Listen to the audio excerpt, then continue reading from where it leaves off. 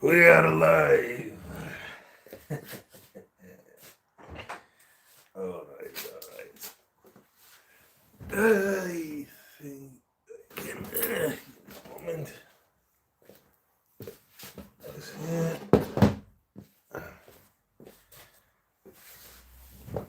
Okay, there we go. Now, grab my tinfoil wizard's hat and let's see. Channel.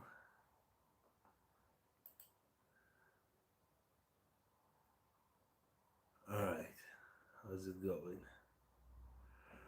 There we go. There we go. A little bit of a drag. Okay, let's mute my own video. Hello, friends, and welcome back to the Bordo's crazy little live stream. I think we can scoot a little closer.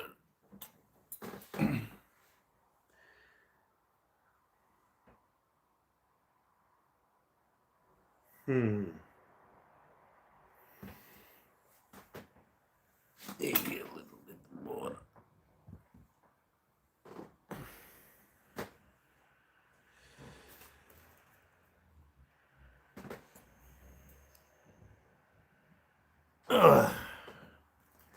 Yo, I joined as fast as I could.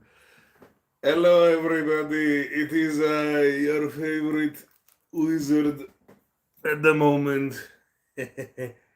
Hello. I made my hat out of tin foil because in this video we are going to go crazy mode because we're living in a crazy world. So I'll wait before we go into the stream. I don't know how to read this thing.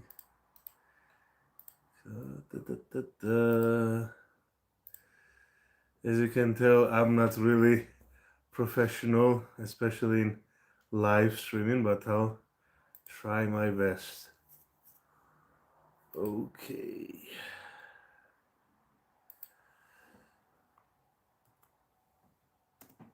Okay. There we go. Slowly, folks are joining. We are going to the stars. Let me fix my mustache. All right. The council meeting for crazy gnomes and wizards and dwarves has begun. We are here to discuss a bunch of crazy conspiracies. Well, I don't have high hopes for this, but I'll try to craft some stuff as I go along. Before going into it, I've been experimenting with some felt, trying to make some sort of a grass looking armor or something. I don't know what I'm doing, but I'm experimenting. All right. He has a pointy head, he wears blue robes, he smokes a pipe, he lives in the east, he has a big beard. He's the blue wizard. Yes, it's me. You got me. I'm the blue wizard that went into the east and got basically blown off the course and didn't accomplish much, unfortunately. So, all right.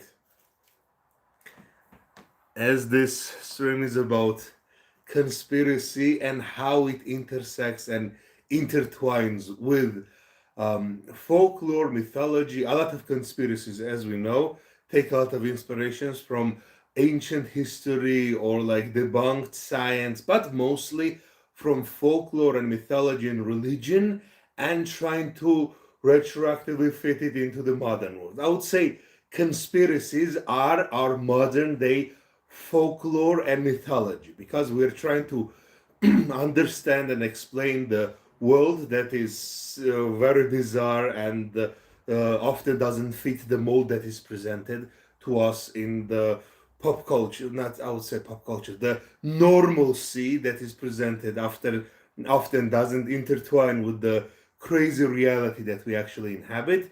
So a lot of conspiracies are trying to understand the world beyond what is presented.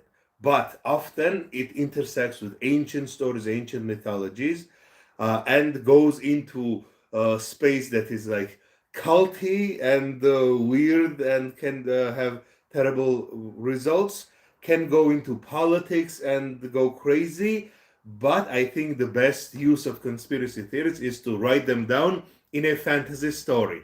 My favorite writers are probably okay. I have many like local Georgian favorite writers, but my favorite pop culture famous writers would be Robert E. Howard and H.P. Lovecraft, who took their crazy, wacky ideas and turned it into one of the best pop fictions that we have ever seen. And it's basically the foundation of modern day fantasy, mythology, be it cosmic horror with H.P. Lovecraft, or be it like adventure stories from Howard, not Robert E. Howard. And there are many others, of course, that I like, but these are the examples. But they often touch on the conspiratorial or supernatural or a lot of the esoteric. I don't know how true it is. I don't know how real reality is. Those kind of ideas.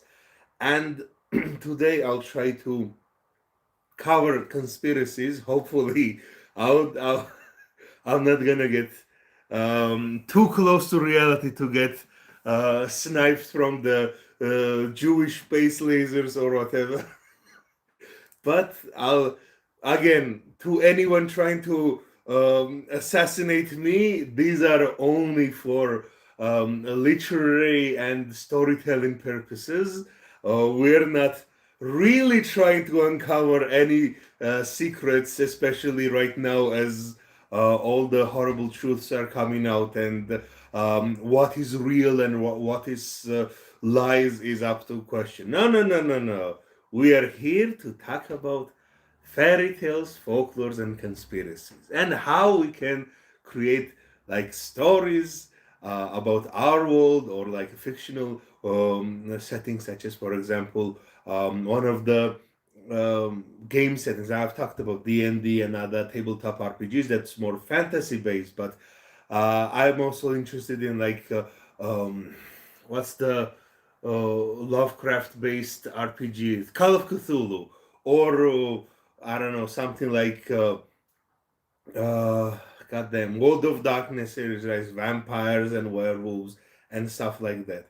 And conspiracies are a big part of, especially the World of Darkness stories, be it like Vampire the Masquerade, how there is a secret cabal of cannibalistic monster elite who are controlling many social stratas and governments, and they are sucking people dry and using the demonic and evil rituals to enrich them. Of course, fiction, something like that can never happen in our world.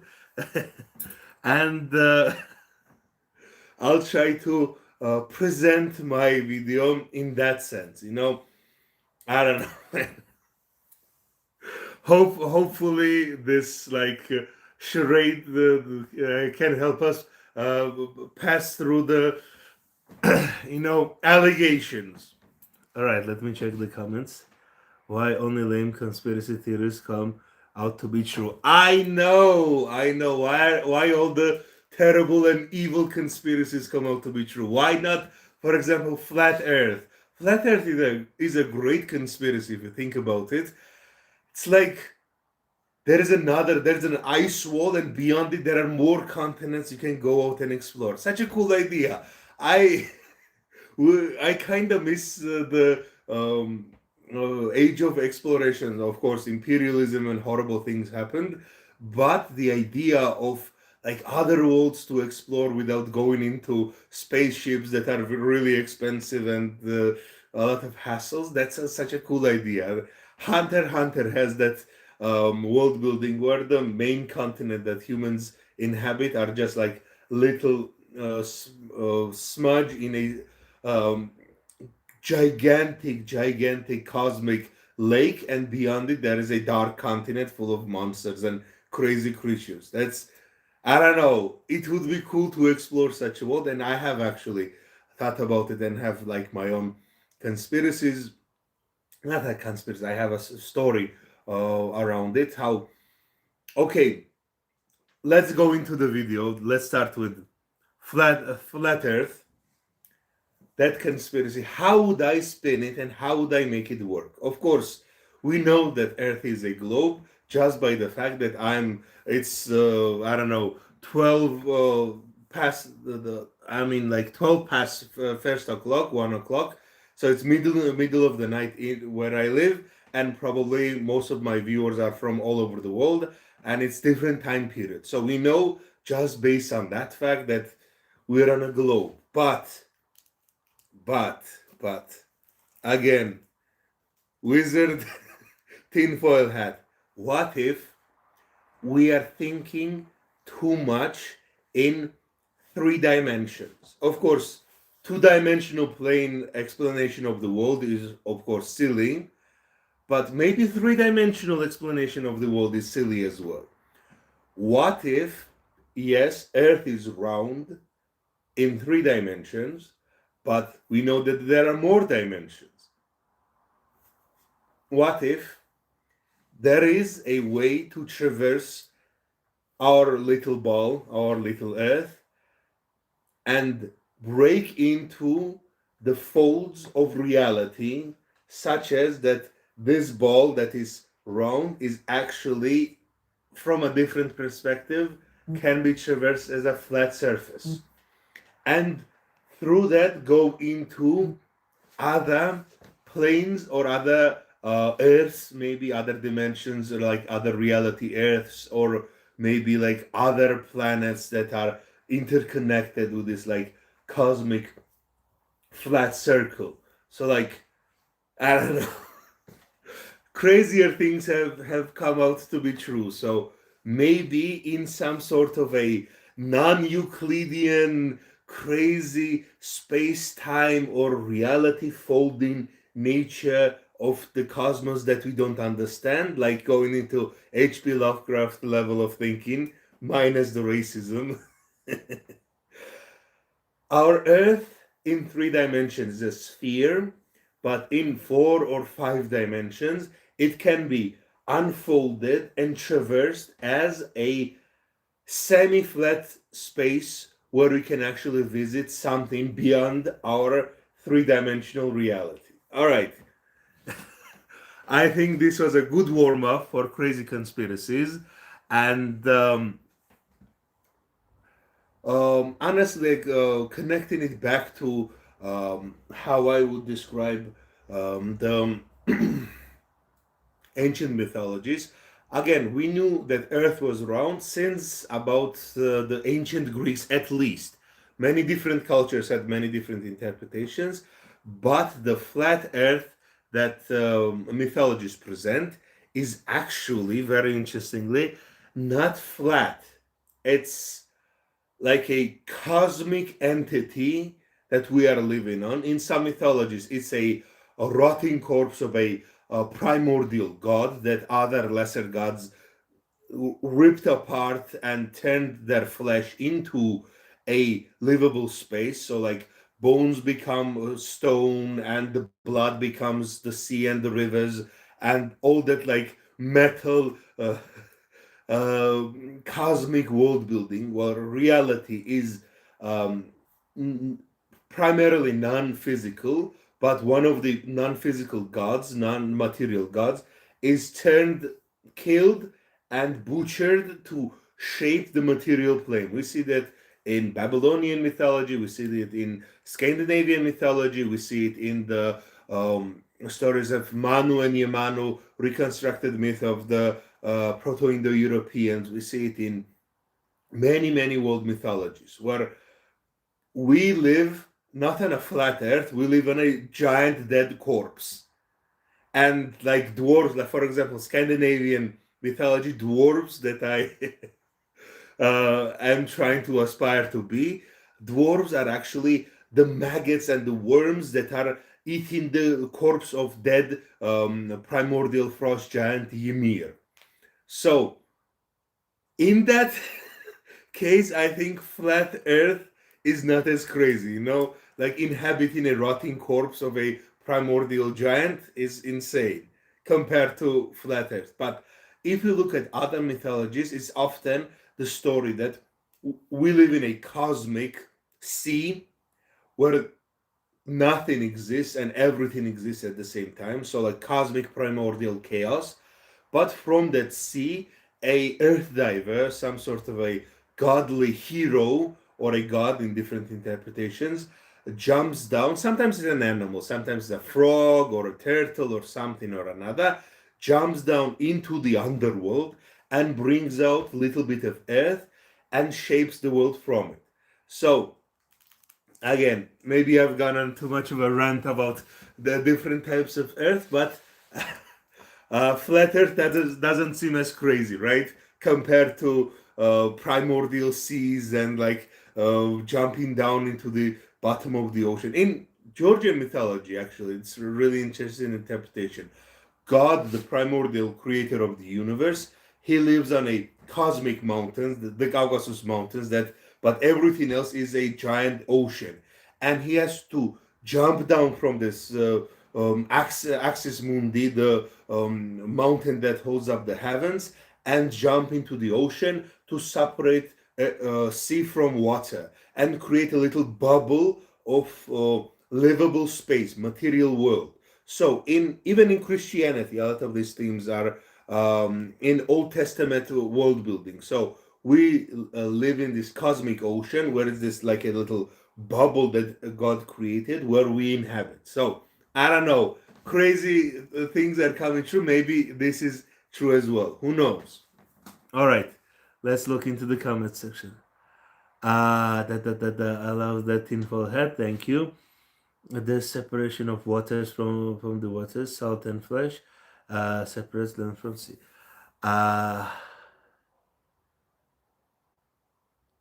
Our universe is in the near rear duct of a giant. That's something that crossed my mind as a young child. My conspiracy for that would be like we are in the eye of a giant or something crazy like that. Did you actually read all those books? Talk about Big Brain. This isn't real. The world is illusion. Okay. I was actually flat before. Yeah. In the Tolkien's world building, Arda, the Middle Earth, was flat. Before Numenorians tried to go into the elven heavens, and the god had to fold the flat Earth into round space, so they couldn't journey into the other heavenly realm. So, like, a lot of mythologies have that implications.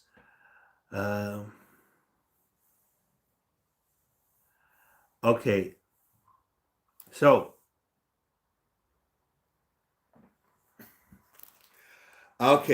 continuing crazy hypothetical world building. Actually, I've been thinking a lot about this. One moment. So, speaking of Arda and other world buildings, and I've been really interested in ancient cosmology. So, I've been actually trying to world build my own D&D setting using that ancient mythological inspirations. Right? Let me see if I have a better quality. So, all right. I don't know if you're able to see this. Hopefully. So I've been doodling and working on this theory for a while to like make my own fantasy setting be made out of primordial elemental dragons, like continental and beyond continent planetary sized elemental dragons, like elemental dragon of water, earth, air, and fire that actually make up my fantasy setting. So, god damn it! Now I see. Is it visible? Yep. Nah, I'll post it later. So I'm not going to focus too much on this.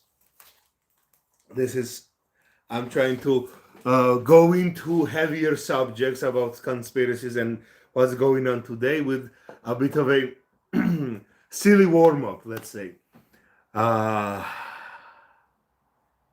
so I've been researching a lot about this, like ancient cosmic world building and how universe has been constructed in different mythologies. So this is a really fascinating topic to me. So I'll make a dedicated video about this in the future. So to not get stuck on the flat Earth and continue with other crazy conspiracies, you can write down in the comments some crazy conspiracy that you like me to cover. How true is it? How could it work in a fantasy setting? Of course, we're not talking about our real Earth. We're talking about a made-up universe where vampires and dragons are real.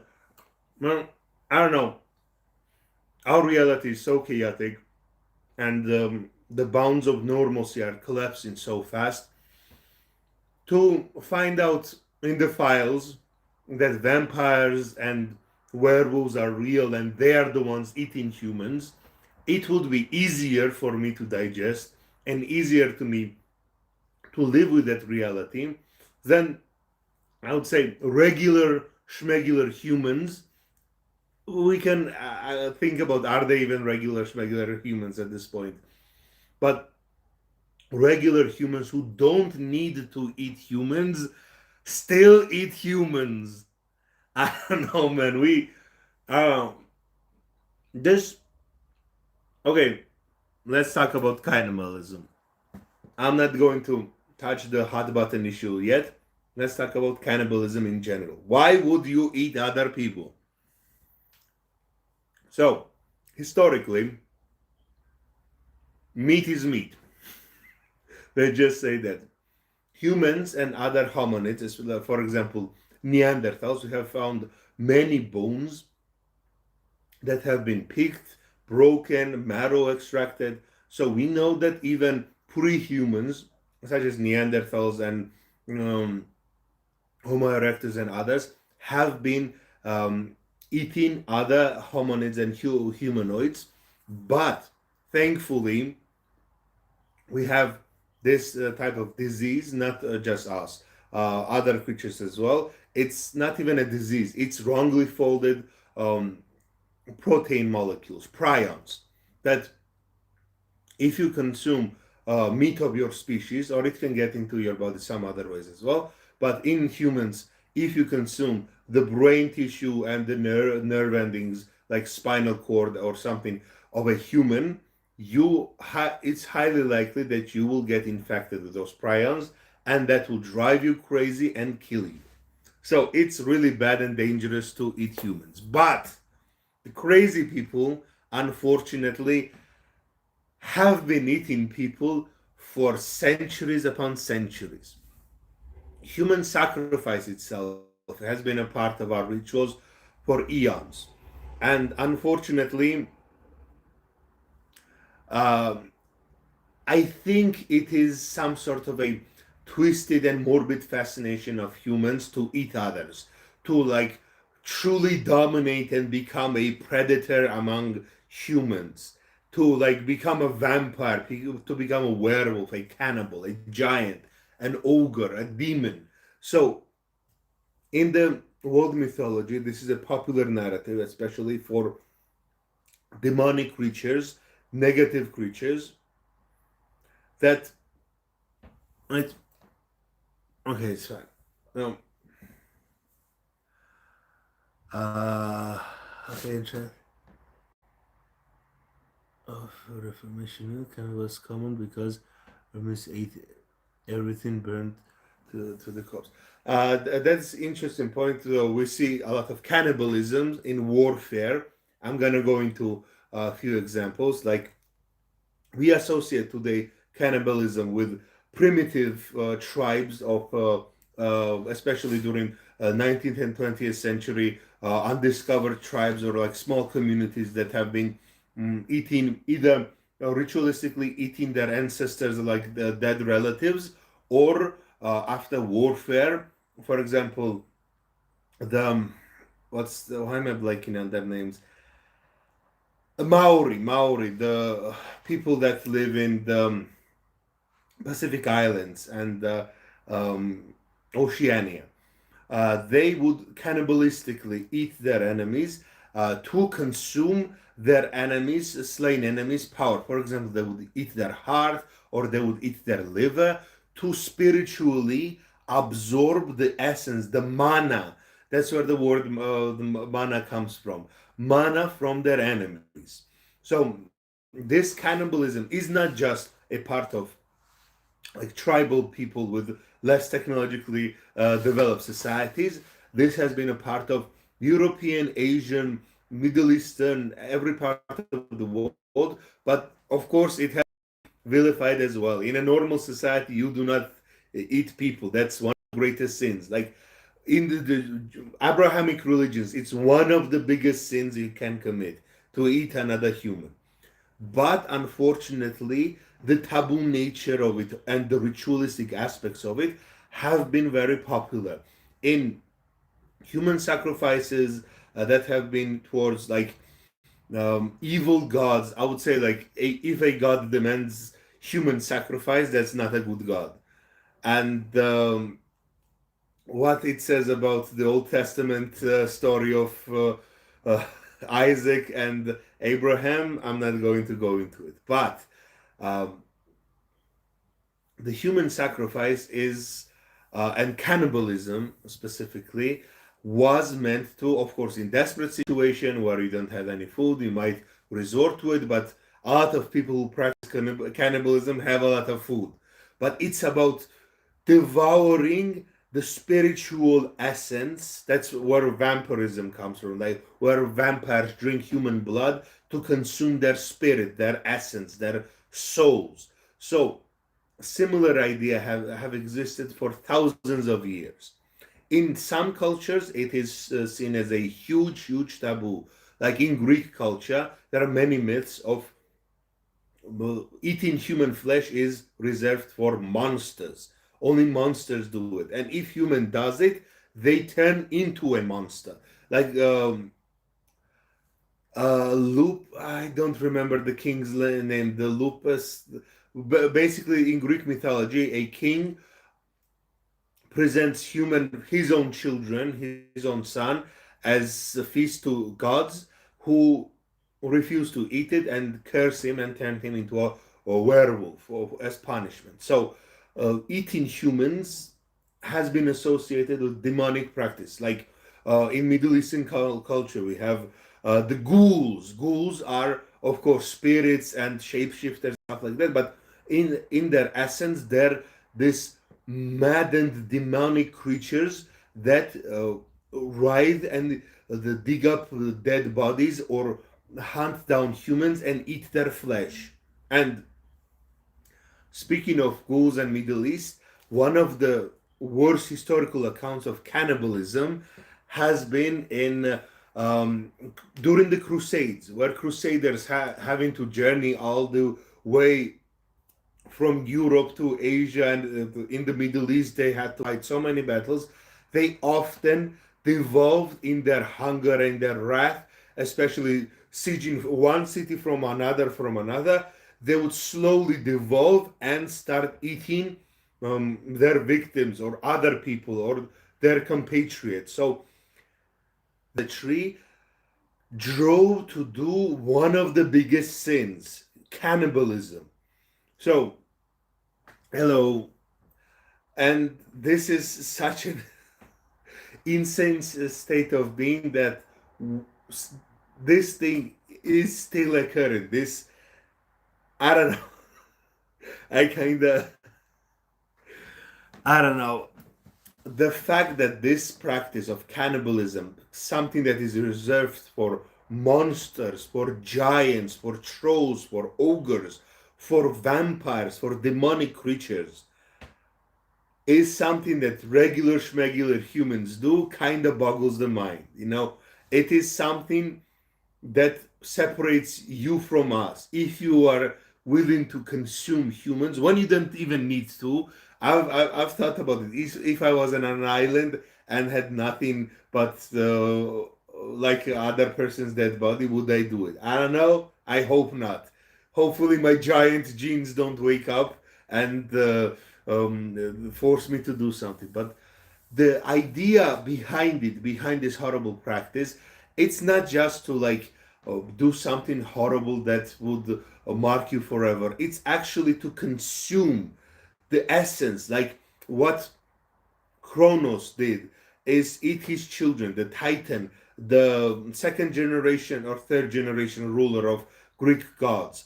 He consumed his children out of fear, of course, that they would rebel. But he was consuming other gods. So he was creating gods and eating them and gaining their powers until was forced to vomit out because Zeus poisoned his. Long story, but when he vomited all his children out, he lost that power. So this Titan, this barbaric god, gained power from eating his own children, from absorbing their power. So I don't know. This could be a crazy. I don't know. I don't. Uh, my wizard, my head is kind of hot and is boiling my brain, so I might go actually crazy while filming this video. So before we go too crazy, let's try another topic and read the comments. Bordo, have you ever heard of Xiyang in the 700 AD? Oh, a battle, a castle, and they started eating each other. And unfortunately, every Chinese battle is like 1 million soldiers fighting 5 million peasants. Everyone dies, and like everyone eats each other in the process. So it's I can see I'm not justifying it, but I can see in a horrible death and survival situation how you might be driven to do something. But when you go out of your way to eat humans like fairy tale ogres, it's beyond disgusting. But if we actually think about it, why do so many fairy tale monsters, be it trolls, ogres, cyclops, this like race of giants, we have this collective idea in our consciousness from all over the world that there are this race of giants who gain power or pleasure or sustenance from eating humans. Like ogres in most of the stories, and even in Georgian folklore, we have the Devi that I often talk about, the giants in our mythology. They have access to other forms of food. They know agriculture. They know how to hunt and how to, I don't know, farm and domesticate animals. There are stories of them having gigantic cattle, like 10 times the size of regular cows and sheep that humans have. Their sheep are as big as our cows. Their cows are bigger as houses. So why do they still, these giants, these monsters, still choose to eat humans? And this is not just part of folklore. If you're a Christian, this is part of Christian belief of the Nephilim, the fallen half human, half angel creatures that existed on this earth before the flood and maybe even after, according to many myths. How can we even, I don't know, wrap our minds around this? But that's a lot of conspiracy theories, again, drive back to this idea of ancient race of giant, half god have humans or demigods or some sort of creatures who ritualistically or not ritualistically, in their mad state of hunger, eat humans. So maybe it's connected to that. I don't know. That's another point of conspiracy theory rabbit hole we can go down. Uh, Before we do, let me check out the comments. Well, Cyclops was cannibal too. Yes, yes. Cyclops in general are considered to be cannibals. Um, okay.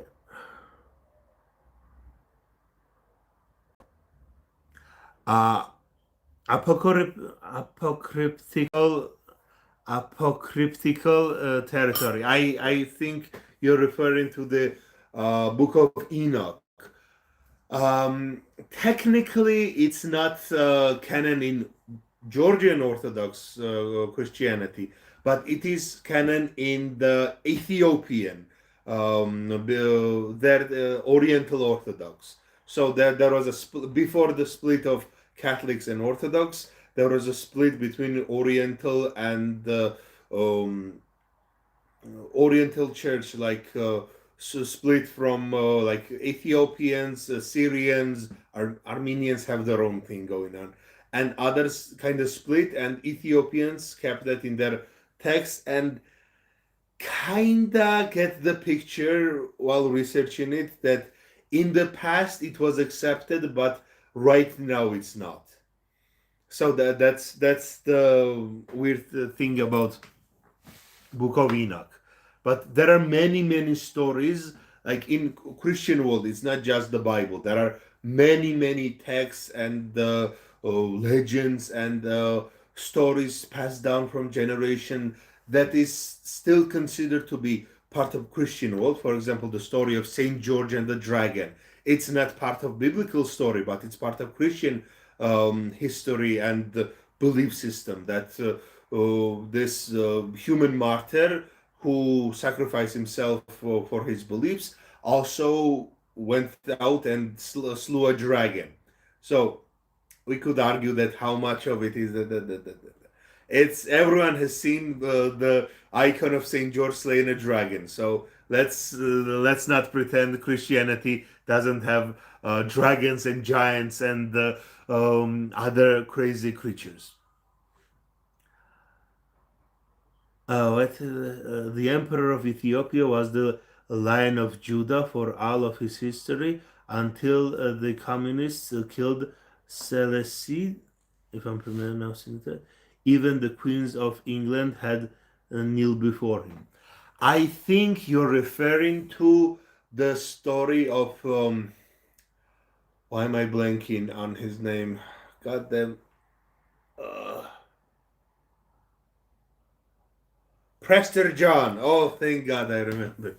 There was this Christian myth that there is a land of Christians in the Far East or the east of Africa that is ruled by Prester John, this powerful, magical, nearly divine, immortal God King that was living through the age of like a biblical period, and he converted to Christianity and kept Christian faith alive in the easternmost edges of the world. So it's mythologized stories passed down about Ethiopia, and maybe some of it is true. I don't know. Crazier theories have come true. So maybe actually the world is as magical as the ancient texts and ancient folklore told us, and there are Prester Johns and immortal kings sleeping under the mountain, ready for it to emerge at the end times, and we are just slowly returning into this magical world that we were separated by the machinations of the this fallen world. So who knows? Okay, no, Bordo, you're not very well educated Christian. Okay, Prester John's kingdom versus the Ottomans would make one hell of a dope alt history war game setting. I agree. I really want to incorporate the Legend of Prester John somehow in one of my stories. Okay.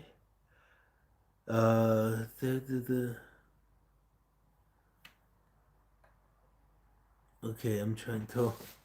So, Dramada was Princess of Ethiopia. Prester John. So everyone who reads a couple Bibles is a wizard now. Pathetic that you people eat the fake wizard's lies. Yes, eat up my lies.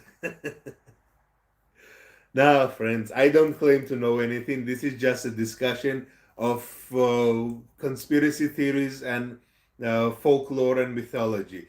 Don't take anything that I say seriously. This is just for fun and for educational purposes. I'm not, I don't actually believe in any of this. I'm just yapping, you know. Okay, nice head, but it needs to be 6 feet taller and gold, the belling golden hat. Someone, thank you. Someone actually got the joke that actually inspired me to make this wizard hat. There is this Berlin gold hat. Yes.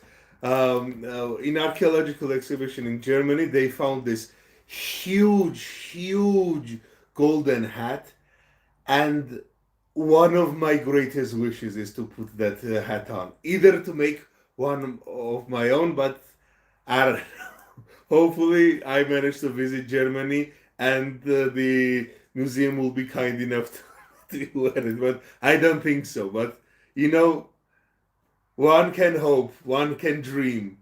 But this is kind of the same idea that uh, the wizard's hat doesn't just come from thin air or some Middle Ages hocus pocus beliefs. It's actually an attested practice of sorcerers and magicians and wise folk of wearing some sort of a large uh, ritualistic hat on their heads, be it like decorated with horns or decorated with charms. And one of the best ones are, of course, the big, tall wizard's hats that is meant to basically extend your energy that's coming from earth up through your chakras and out into your crown chakra, if I'm not mistaken.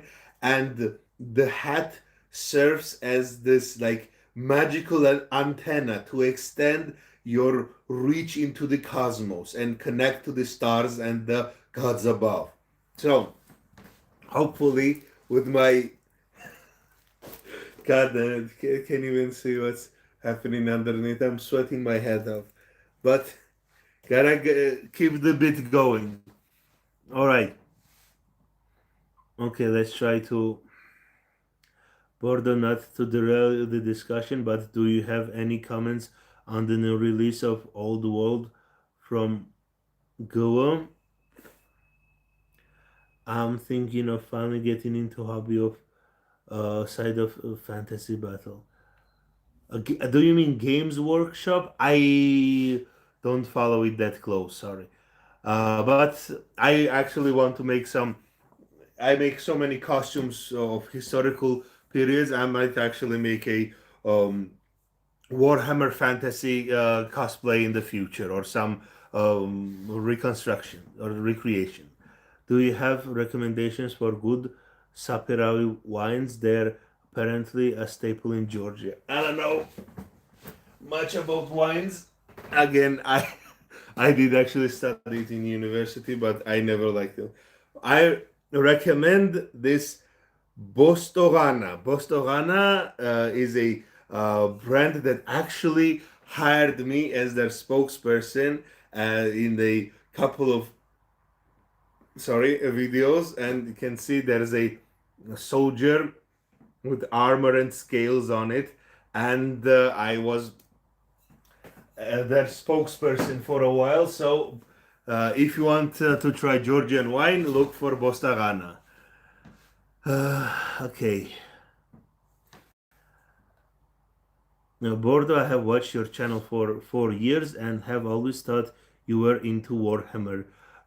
This is news for me. I am technically into it, but not huge. Like, there are people far more dedicated to Warhammer than me. I'm just I don't know. I know more about the 40k, but I like fantasy visuals more. But you know, I'm not as big of a fan as I should be, maybe. But I'll get more into it when I can actually afford to buy the minis. Okay. I showed up because I was told he was a real wizard, which he clearly isn't. He just LARPs as one. Okay, okay, okay. Shots fired. Shots fired. All right, all right. Let's go into it. Am I a real wizard?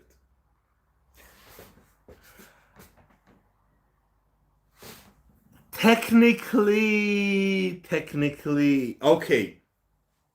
Full honesty, I'll tell you part of my backstory. I actually come from two distinct magical lines of Caucasus, which is one from my father's father's father. So my great grandfather was a Megrelian healer, and I would say a spell weaver would be like a proper translation, or like um, someone who knows ancient prayers, ancient.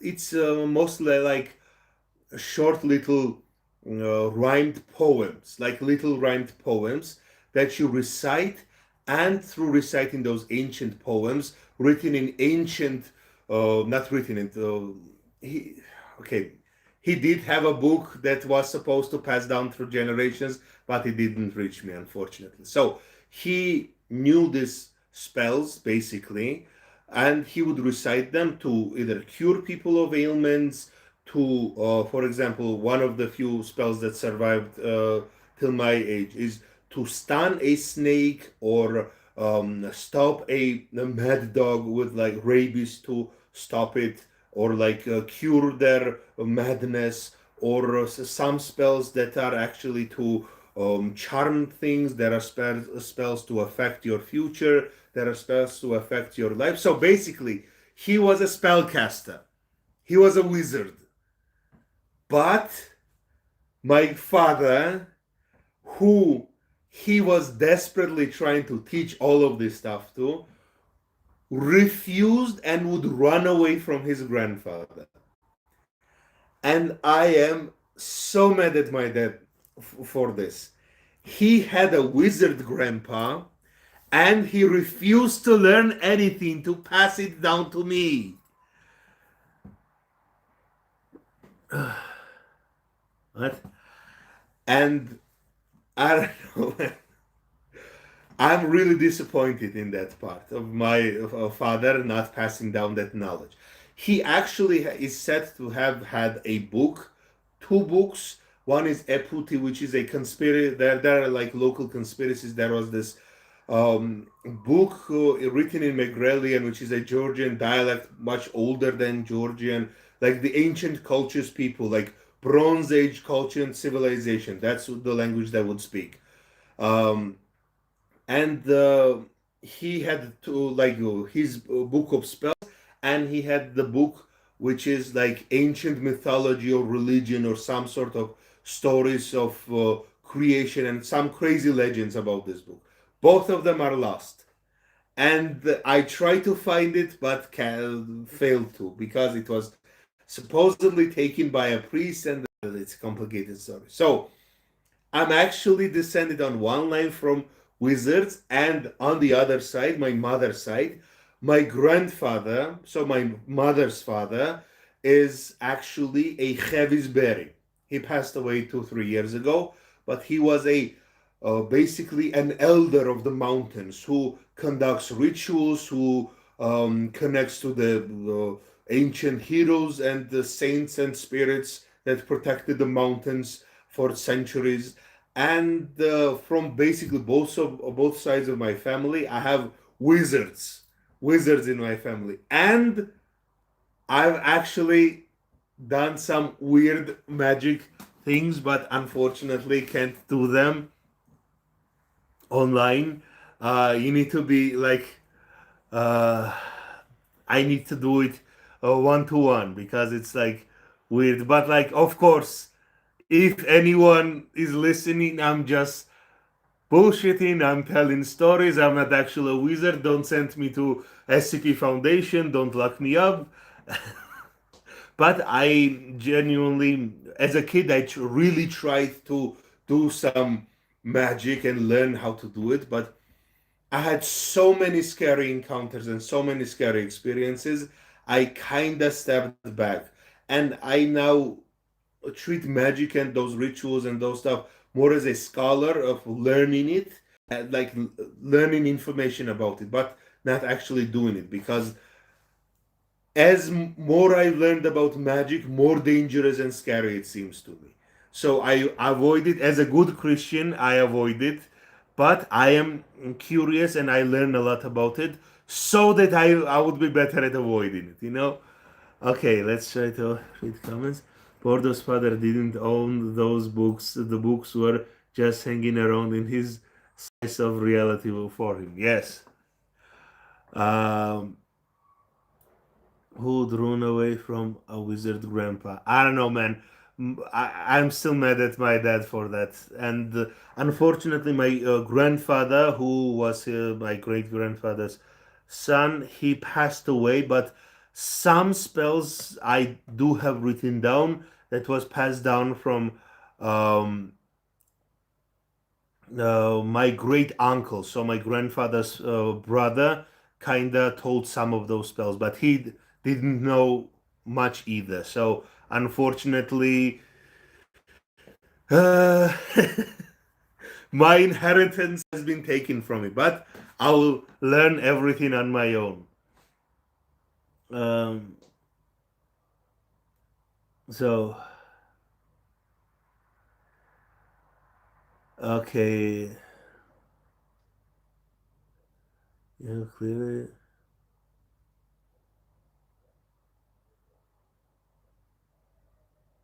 Okay, okay. I'm trying to. Sorry, I'm really slow reader. Don't try to magic, catch magic, and necromancy. I'll tell you from experience. Yeah. Uh, chaos magic. I've learned as much as I've learned about chaos magic. More ridiculous and dangerous it seems. You're basically pulling on the threads of reality, and like imagine having access to the supercomputer and you're just bashing buttons on it hoping that something crazy will happen. You're just like insane, some of the things that are recommended to do. There are institutions, there are like structures and hierarchies of many different schools of magic and faith here and like spirituality for a reason. If you try to jerry rig realities, pulleys and levers to somehow bend it to your whim, you're gonna either break yourself or break your slice of reality. So that is a terrible idea. In general, most I'm really worried dealing with magic, especially as a good Christian boy again, is that a lot of spells, a lot of magic, and a lot of spells that I've learned, you're basically putting yourself in a contract with a spirit or a demon or some sort of a power. Regular magic, if you boil it down, is just prayer. When you're praying as a Christian, you're praying to God, angels, and the saints to protect you, to help you, to guide you, to protect you from evil, to guide you towards your ascension to heaven.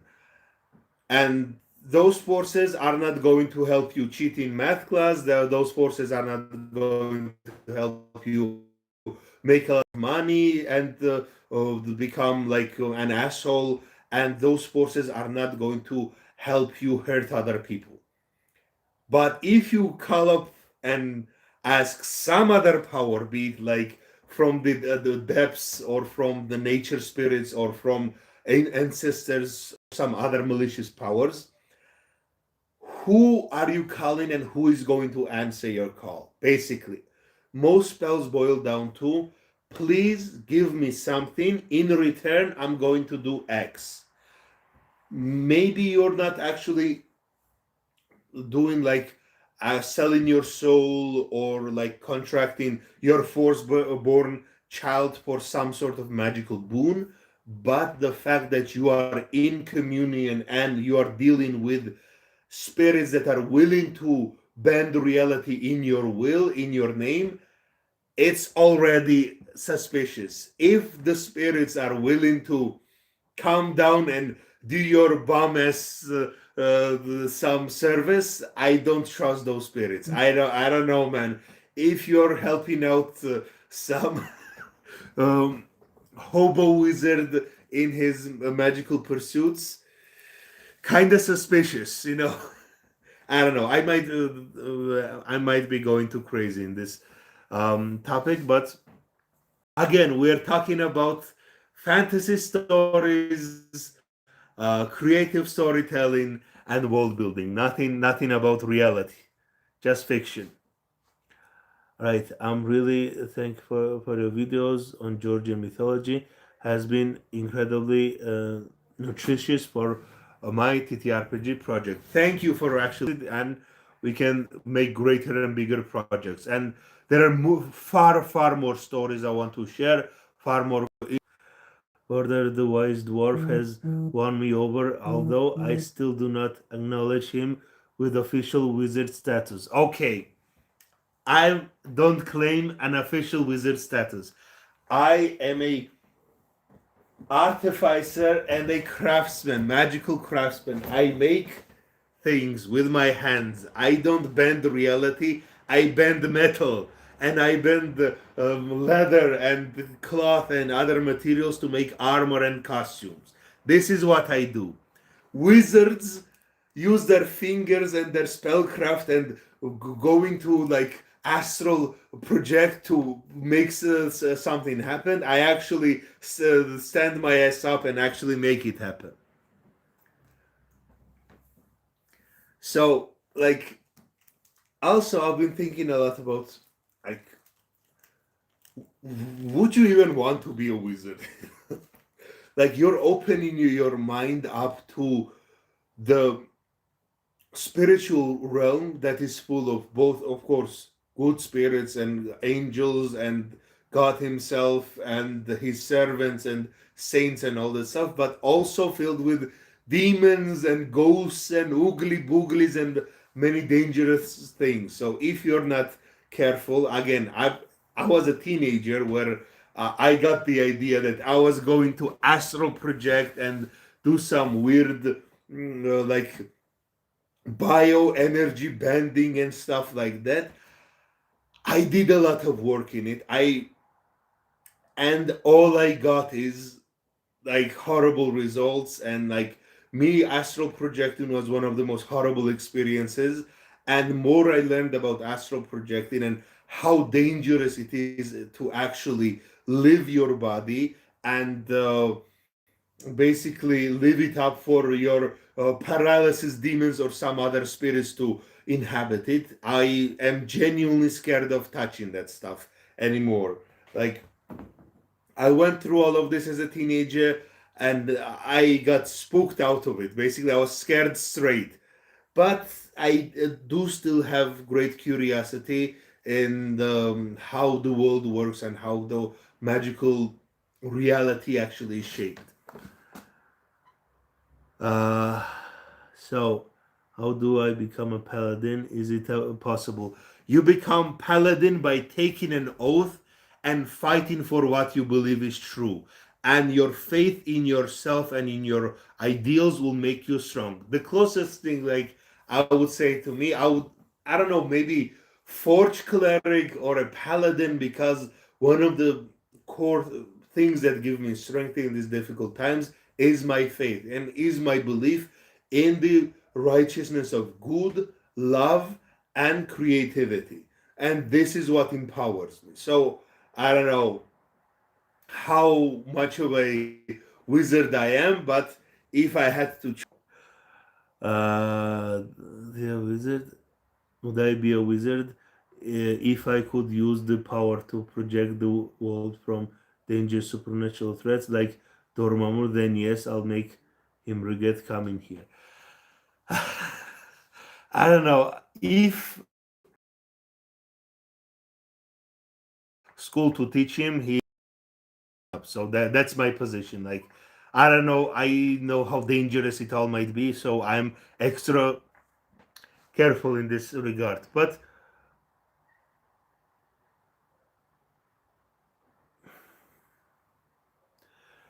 I don't know. Maybe I might become like an adventurer, going around fighting wizards and evil demonic forces. But unfortunately, like evil wizards are real, as we have been proven. People who do evil cult magic and occult rituals to gain power. Okay, again, before going into this topic, again, the video has been all crazy and rambly, but the biggest disappointment for me is not that there are evil people willing to sacrifice children. Of course, it's a horrible thing that happens, and I'm beyond shocked. But there isn't a force of good to rise up against it. In my belief, it was always that if evil comes, there is always a good to fight it. If evil swings a fist, a good force of good will stop it with their fist and fight it off. And it's like a cosmic battle between evil and good. And every time evil gains power, good comes in to fight it off. And it's a cosmic cycle. But where are the good guys? I don't know, man. My bum ass can't be the only one here trying to do the best they can fighting against evil. Like I can't fight the global, the demonic cabal of evil, the Baal cultists, while I have my own country to fight for. Like for the past year, like this is the level of crazy I am.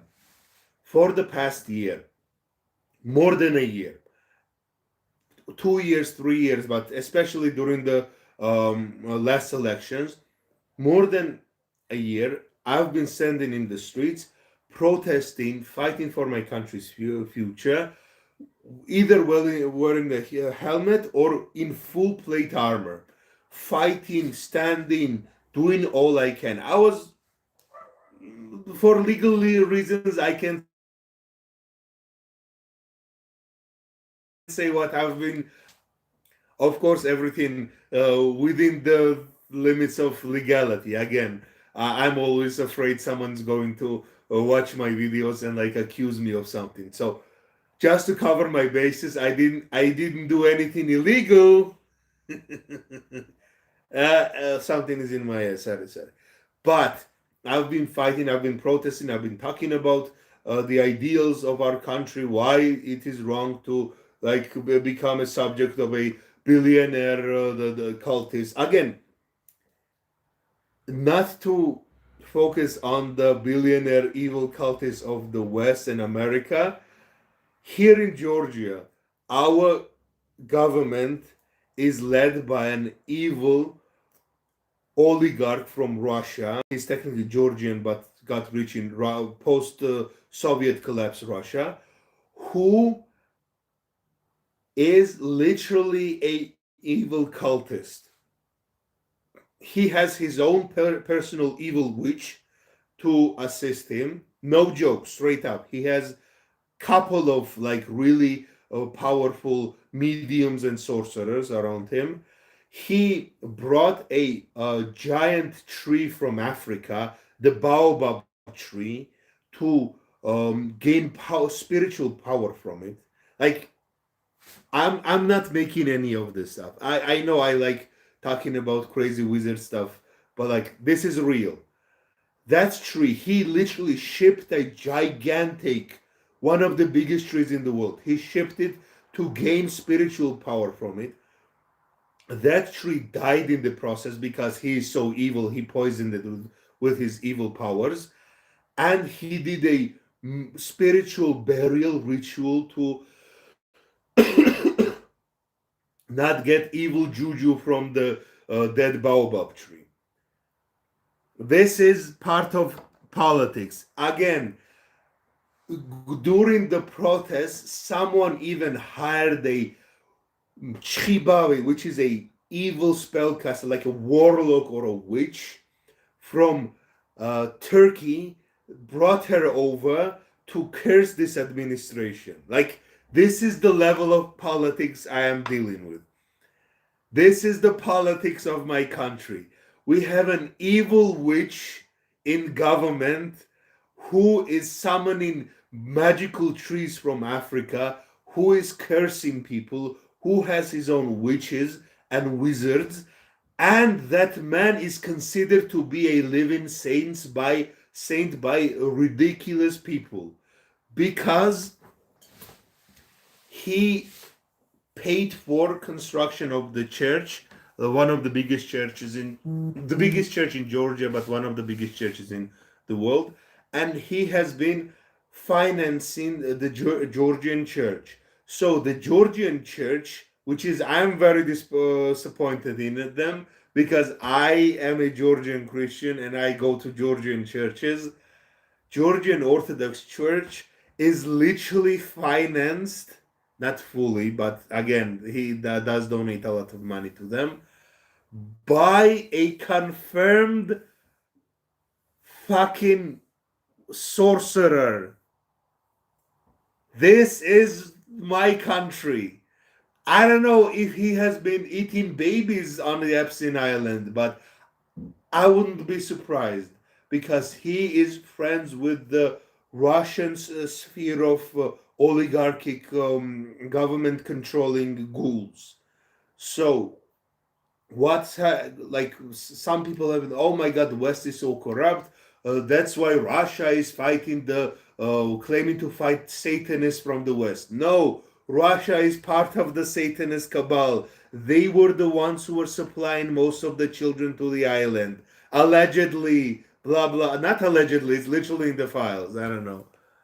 I'm talking about Bidzina Ivanishvili. He is literally a weird, occult obsessed maniac who is, I don't know, either part of the cabal of the globalized evil or part of one coven.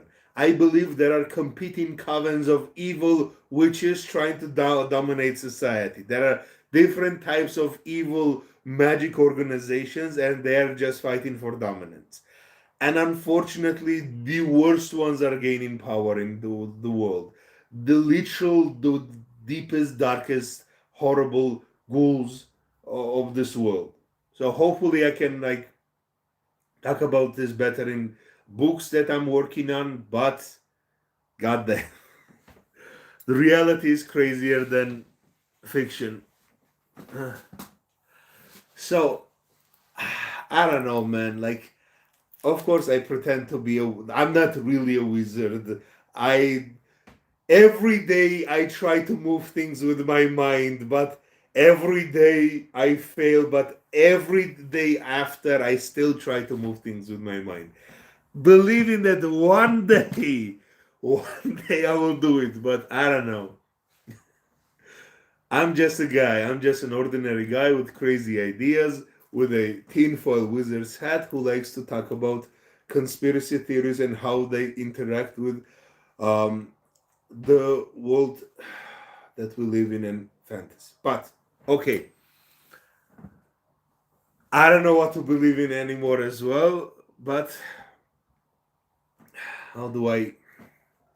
Okay, one of the topics that I wanted to talk about is that okay, one big conspiracy was confirmed that that is allegedly in the do I even have to say allegedly at this point? Everything is not everything, but all of this is in out open.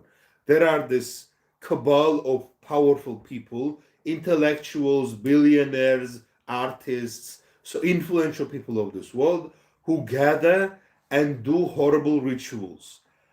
But like, why? Why do that? That's the simplest question, right? Why? Why?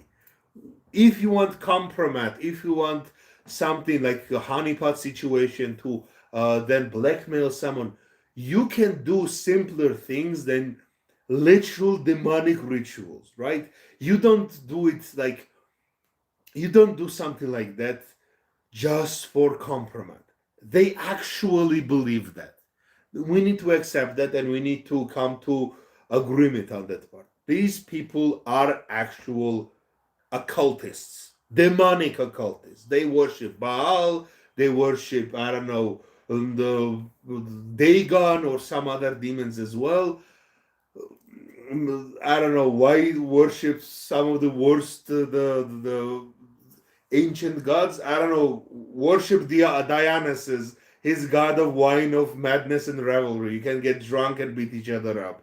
You can do better than Baal. Come on. But like these people actually believe it. So what else is true? If they believe it and if they do it, the smartest and the most powerful people, I don't know how smart they are, honestly. They seem pretty stupid to me. But like the most powerful people do this. So you would go ask yourself question, if they do, does it work? And if it doesn't work, why do it? So like simplest, like if you take like I don't know, sorry for saying like so many times, and my brain is scattering like how much should I say, how much is gonna get me in trouble, if the am I even gonna get into trouble, if it's something to worry about. I don't know. I recorded many videos about conspiracy theories and stuff like that, but I end up deleting them and not uploading them because I fear, you know, people have been killed for less. So basically what I'm getting at is that if you find a group A and group A works hard and is not successful, group B doesn't work hard but does this one little trick, but and they're super successful. You would think that, oh my god, that means it's not hard working, is this little trick that they do that makes them successful. And when you find out it's what's that 10 secrets the richest people don't want you to know, those YouTube thumbnails, 10 practices all the rich people do to be successful. Number one, wake up early before sunrise. Number two, take a child and throw it into the fire of Moloch. Number three, chant ancient Canaanite curses upon your enemies. Number four, sacrifice a virgin to the altar of Dagon. Number three, I don't know. I again, do not do this. If you do this, I'm gonna come after you and do something to you. I don't mean to come off as this is, but just think we should consider all options. Okay. I'm just saying that while the conspiracy theory should be taken into consideration, alternative explanations also need to be considered. I agree. I agree. Okay. I might be going too much off the deep end, but we must consider all options. That includes the crazier options and more logical options. But again, crazier seems more logical in this situation. Why do this? Of course, Bohemian Grove. I think Bohemian Grove is just kiddie pool level. It goes crazier and deeper because Bohemian Grove, they had an effigy of an owl, but it was supposed to be a statue of Molech, but it's not. It's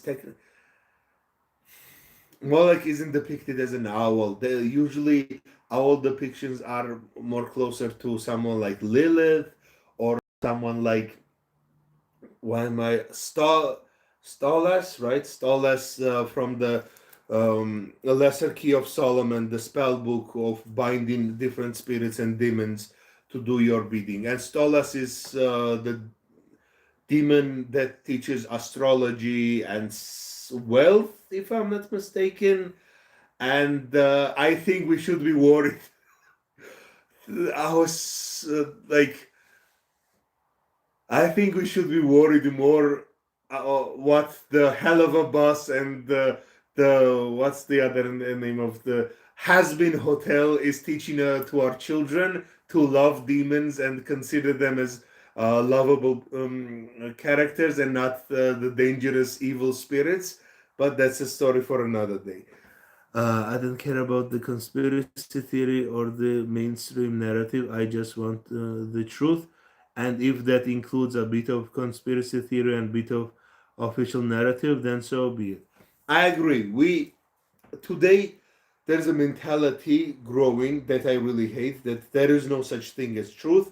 There is your personal truth and my personal truth.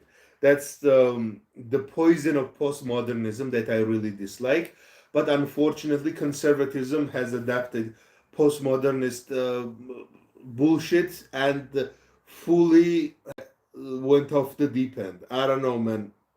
People like Jordan Peterson, who are like claiming to be warriors against postmodernism, is literally the biggest postmodernist and the person who's in my perspective, and what do you know, what is truth and what is belief, and do I believe in God, or what is even God, and blah. I hate him now. I used to respect that motherfucker. Now he's part of the demonic cabal.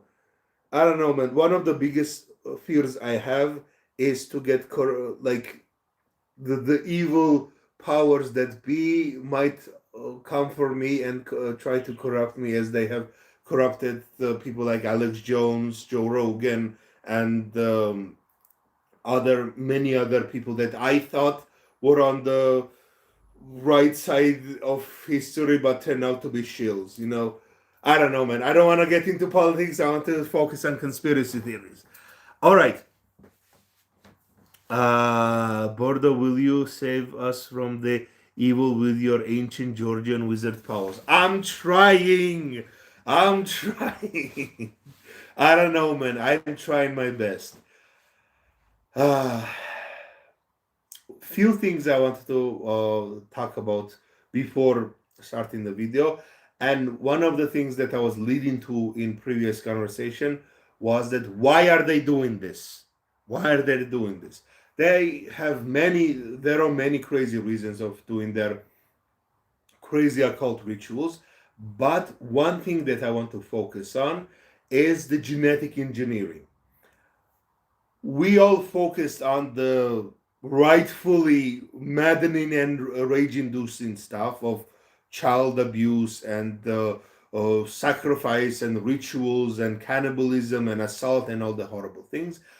But what people like Mr. Epstein, as they call it in my country, and the cabal mostly focused on was actually genetic engineering and breeding a new race of people. That needs to be focused on, because historically, the elite, the ruling class, always considered themselves to be above humans. They either, before Christianity, they would claim to be descendants of gods.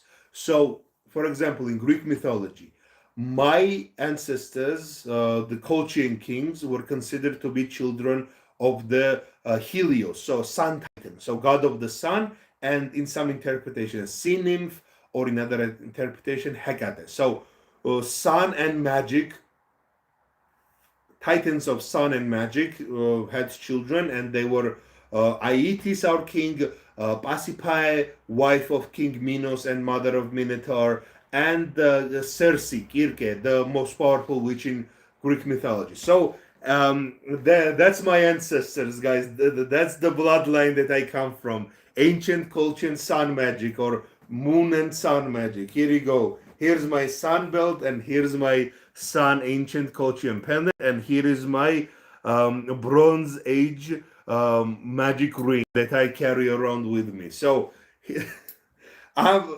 I'm closest thing to a wizard you're gonna get. So were they actually children of titans? Who knows? Maybe yes, maybe no.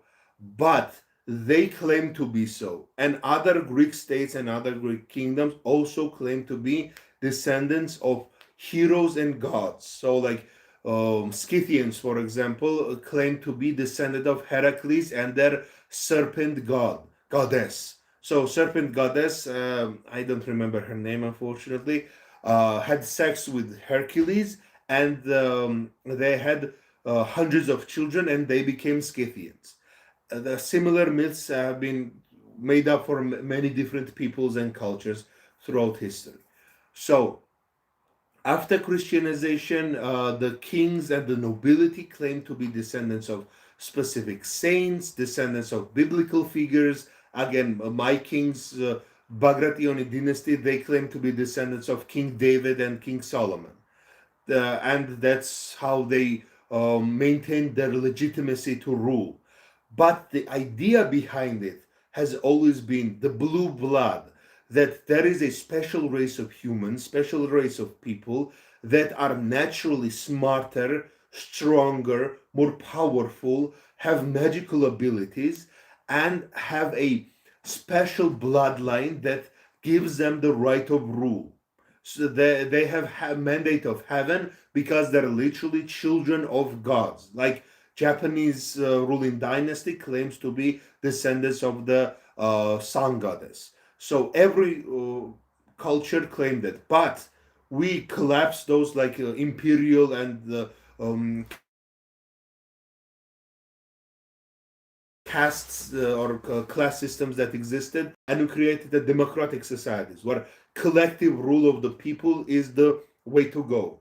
But now the billionaires and the mostly billionaires, the wealthy people, are trying to biologically engineer a new race of people. We can just look at children of dictators, children of wealthy people. Like look at Baron Trump. Look at the youngest son of Lukashenko. You can compare the older son of Lukashenko to younger son of Lukashenko. Like two different races. Like similar things have Epstein has literally had a breeding program. One of the reasons they were abusing women was to breed a new race of people, and they're noticeably taller. They have like more handsome features. I might even argue that, okay, my crazy conspiracy, I think Baron Trump is Donald Trump's clone with injected with a lot of growth hormone and a lot of crazy genetic engineering going on behind it. Yes, all old myths have borrowed from each other, but this idea of having a godlike ruling class has been the staple of all world cultures. That people believe that the rulers of their society are not regular people. They are chosen by God, because one of the arguments the Middle Ages Christian nobility used, that the fact that I am born in the position of privilege gives me the wealth and power to change the world. And I was predestined by God to have this fate thrust upon me and have this like the divine purpose to rule. That's why kings and queens always believed they were the ones who are supposed to rule. So I think they are this obsession. This is like a psychological thing. This is not just a mythological thing. That you need biological justification to rule. It's not that I just was lucky enough to be born with wealth. I was lucky enough to have really crazy warrior ancestors who conquered this land and now I inherited it. Because warlords who conquer it know why they rule, because they conquered it through blood and axe and sword and flame. They rule because they won. But why do their children rule? Because their grandpa was a cool badass. Well, are you a cool badass? If your grandpa became a king through bloodshed, I'm gonna kill you and become a ruler as well. And similar idea has emerged in the billionaire class and the wealthy, like tech bro oligarchy, that they are wealthy because they have super genius intelligence, and they now have to raise a new generation of super geniuses, superhumans, to continue their progeny, continue their work. Why do you think Elon Musk has so many children, all of them born with IVF, with like none of he? I don't think he ever had sex ever. He just uses biological mechanisms to impregnate women, to breed a new race of people, to breed a new generation of himself, and they want to make themselves better, stronger, and become basically demigods. And this is the same idea that people had in the past. Like again, kings would claim divine rulership because, like Pope or Orthodox patriarchs would anoint kings so that their rulership was associated with the divine mandate. And some weird thing actually I learned about Americans is that there is this idea. Americans in the chat, please corroborate if this is true. That some Americans believe, part of their Protestant work ethic or some other crazy source, that rich people are rich because God chose them. So by being well, like turning this old nobility justification and putting it on money, because again, Christianity is the religion of the poor. Rich men can go to heaven as well as the camel can go through a needle hole or whatever it's called. There you go. But the American nobility, the billionaire class, the capitalist nobility, are the ones who are now claiming to be embodied by divine essence. And I think it's obvious that it is bullshit. But before, at least with like nobles and kings, they had generational justification of like, my father was a king and his father was a king and his father was a king. And modern day rich people are just rich. I used to think they're rich because they're smart, but now I realize they're rich because they did horrible demonic rituals. They don't have divine mandate, they have demonic mandate. They literally sold their soul to the devil. Not just their soul, they sold us, a collective humanity, to the altar of the devil. That's why they want so much. That's why they don't care about global warming. They want the earth to get warmer.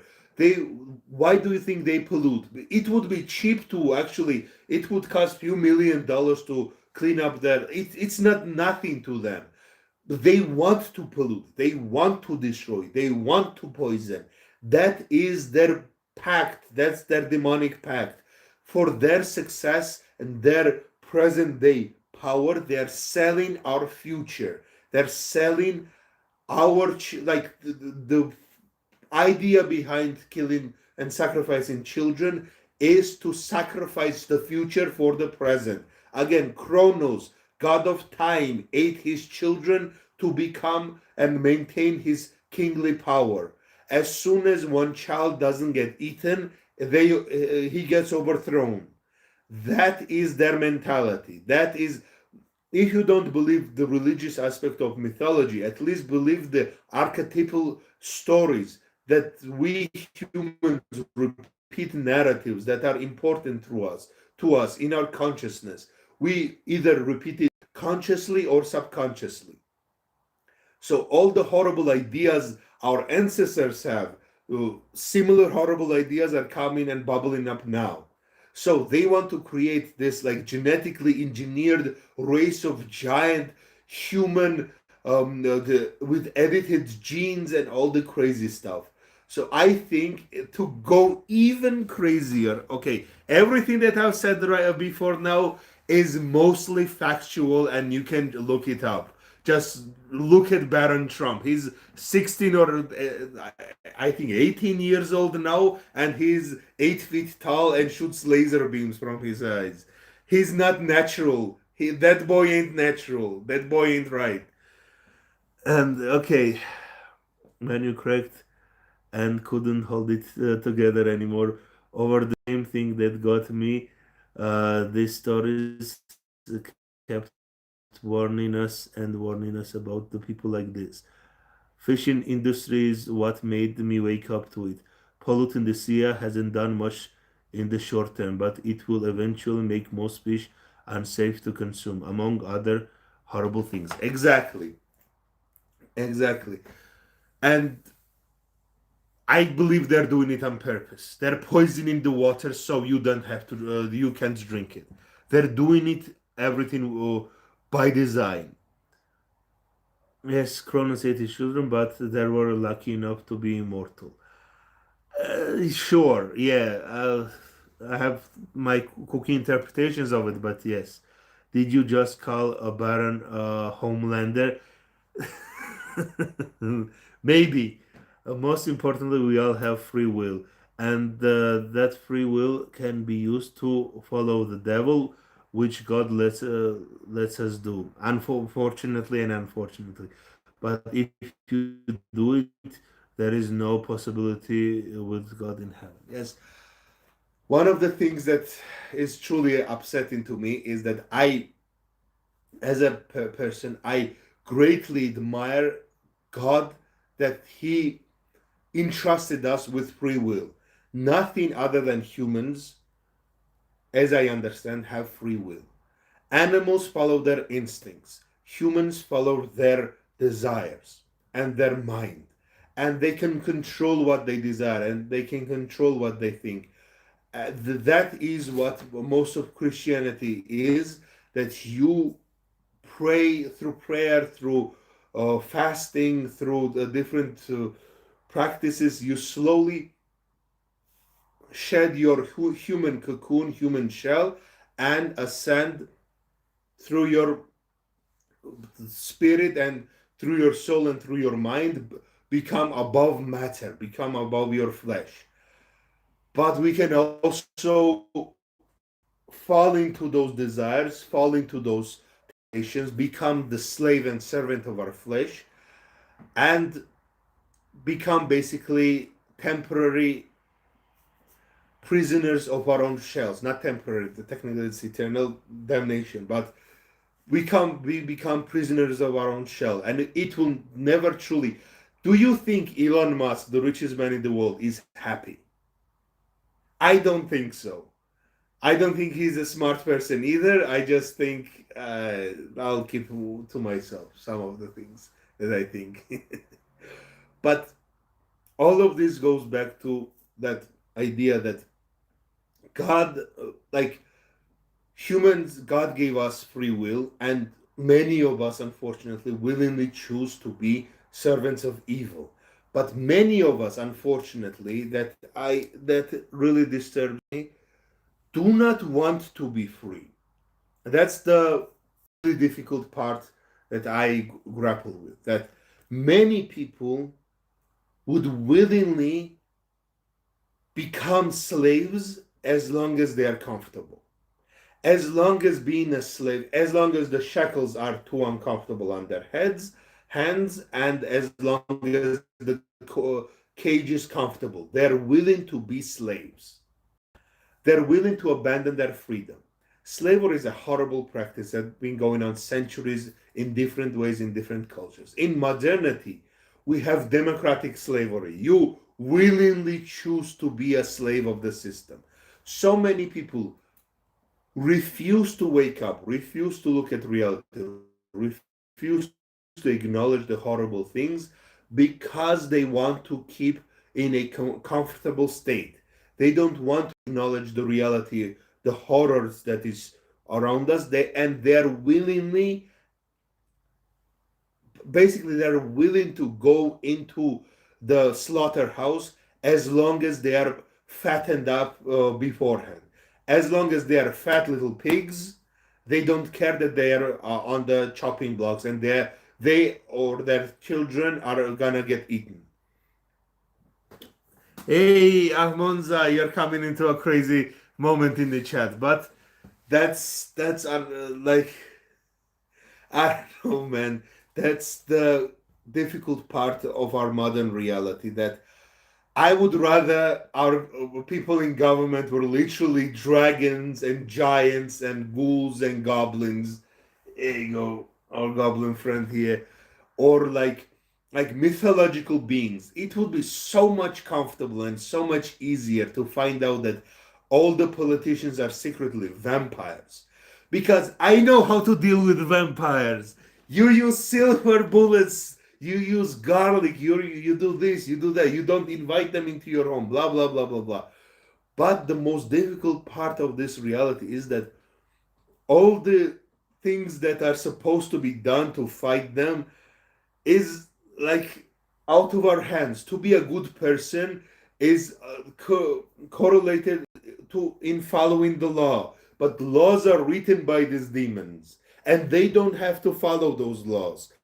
And how do we fight a system where it is literally a web of lies that is meant to cage us? And if you do anything to buckle that cage, the people that you're trying to save, they will jump down on you, and they will try to kill you, and they will try to imprison you, not the demons that are holding all of us in the cage. That's unfortunately the difficult reality that we live in. Because in the past, if your lord or king was becoming a jerk, there was a solution for it: chop their heads off, rebel. There's a great Georgian song called Chakrulom, which is literally about that, about men gathering at the bridge at the riverside and making a blood oath to fight their evil liege lord and rebel against their evil, basically, lords and rulers. So now the institution and the system is such, I don't know, man. I don't know. I want to say stuff, but again, I don't want the clips from this video to be shown in my either in memoriam or in my prison sentencing, you know. So, do you think Vlad Tepes of Wallachia was a Christian hero or a bloodthirsty monster? Where do people get the idea that Vlad Tepes was a good Christian guy? He was a voivod of Wallachia. He voivod means war master, warlord. He did his warlording. He did his job. Was he a good person? No. Was he a powerful leader? Yes. Was he imprisoned and suffered most of his life? Yes. I cannot justify any of his actions, but he did defend his homeland. But I don't believe he actually cared for his people. He was defending his homeland. Like, one of the perspectives we need to remember is that kings and rulers and warlords and people like this, they do not fight for the people. They fight for themselves. They use people to fight. There are, of course, great kings and great rulers who genuinely care about the nation they're in charge of and the people that they are kings to and their subjects. But most rulers are just large landowners who only want to keep their power and fight to keep themselves on the throne and fight to keep their power and authority. Maybe Vlad Tepes actually believed that he was stopping the expansion of the Ottoman Empire, which he did for a moment when he wasn't fighting for the Ottomans. But at the end of the day, I don't believe anything other than his own personal desires was controlling him. And that is what turned him into a vampire. I kid you not, the plot of Warhammer is the powerful, rich, and elite is subject and overwhelming majority of humanity monopolize tech to such a degree they eventually turn themselves into dragons. Well, sometimes fiction is more true than reality presented. Um, if you actually look at dragons, I was supposed to make a long video about dragons, but um, dragons themselves are a spiritual representation of these warlords, these bloodthirsty maniacs who rule over humanity with iron fist. They demand sacrifice, they demand power, and they exert that power to oppress others. If you look at what dragons do, basically they come in, they take over some part of the land, and they demand tribute with gold, with food, with women. And if you do not submit, and if you do not present your food and your women and your resources and your gold and all of this dragon will eat you, will destroy you. This is most of what humanity has to face all of its history. Bunch of war bands, bunch of bandits, warlords, killers, kings would come to villages with small settlements or even large settlements and demand horrible tribute with human sacrifice into slavery, with their resources, with their gold, with their wealth. This is what they are. This is what they turn into. Humans can turn into dragons. Again, there's a difference between European dragon and the rest of the world interpretations, but this is dragon. Like, also, we can connect it to the idea of the what's the bloody name of the Leviathan, the perception of the state, the society as a Leviathan, where you know the picture of a king made out of different people. King is the head of the Leviathan. He is the brain of the system. His lords and lieges are his neural or like network, the muscle and system. The rest of humans make up the body of the beast. And collectively, they are this Leviathan, this dragon of a nation that can exert awe-inspiring amounts of power. This is one interpretation of what dragons are in, like what dragons represent in mythology. Today, the elite have done just about every evil, just sort of becoming evil dragons. Honestly, it would be so much easier if Jeff Bezos actually became a dragon who sits on top of a pile of Amazon boxes full of gold. Like, it would be far, far more understandable and reasonable. The system is that the lies that we are fed, the illusion that we exist in, and the reality that is above us is in such contrast that we live in cages, in laws and rules set by people who don't care about us, who actively hate us and eat us and want to destroy us. And they don't follow those rules, and only we have to follow those rules. One of the things that I don't know if it's called admirable or like reasonable or understandable, is that the demons will trick you, the devil will trick you, but they still follow the rules they set themselves or is set for them. They will try to find any ways to bend it, but at least they will have them. But they at least follow. Like going to fairies, you know how I feel about fairies, especially elves. But they still follow the rules that are set in their world. If you know their rules, you can survive in that world. But these demonic people in the systems of power, they do not follow the rules that they themselves make up. So I don't know, man. It's crazy, crazy world.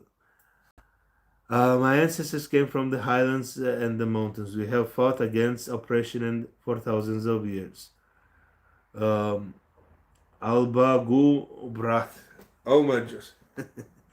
Mountain people. Mountain is. Okay, mountains, mountains. So,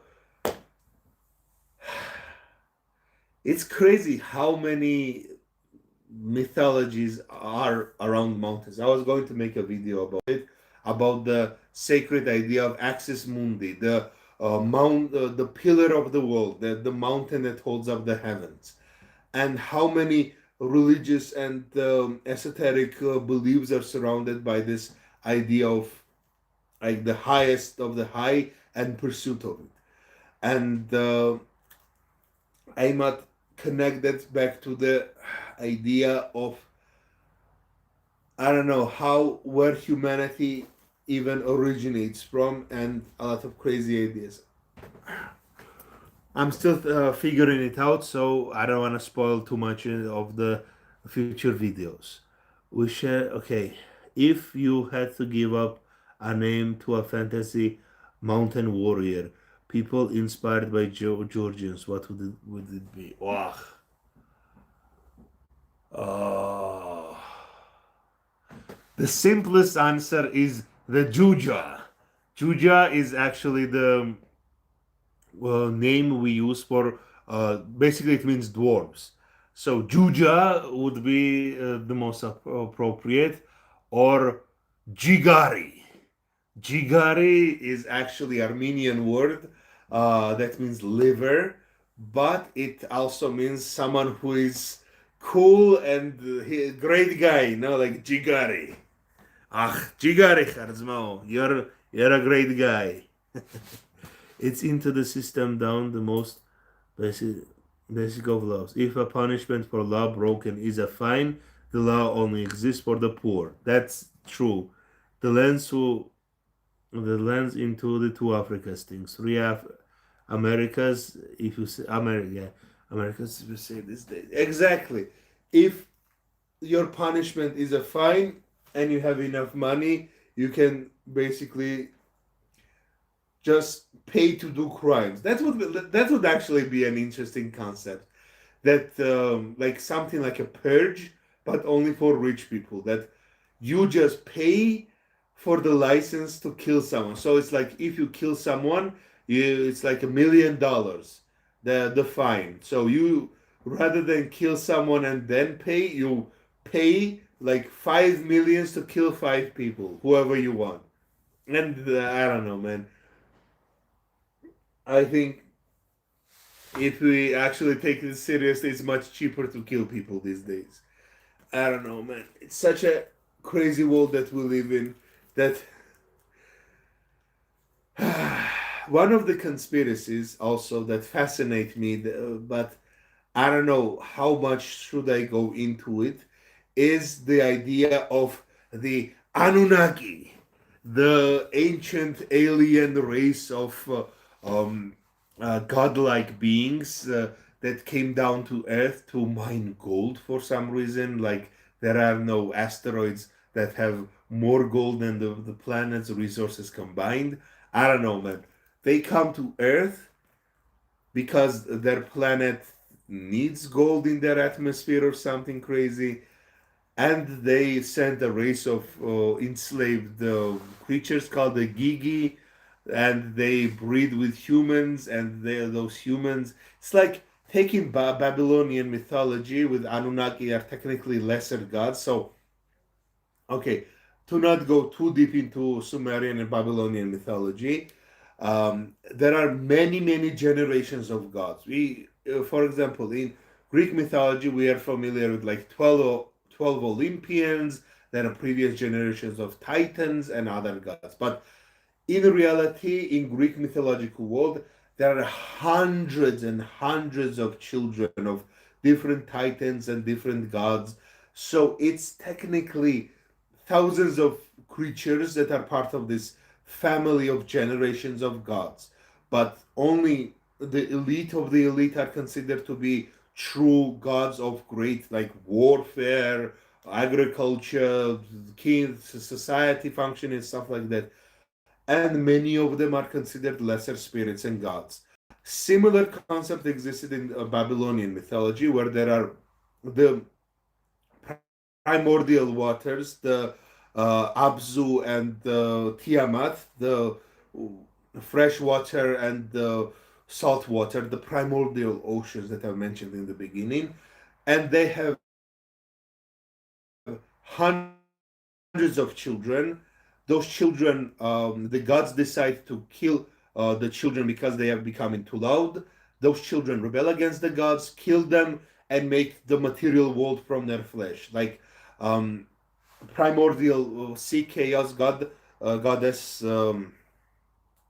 Tiamat is turned into the material world. But generation of gods who are far less powerful but far numerous, and they were the previous generation of servants to the gods.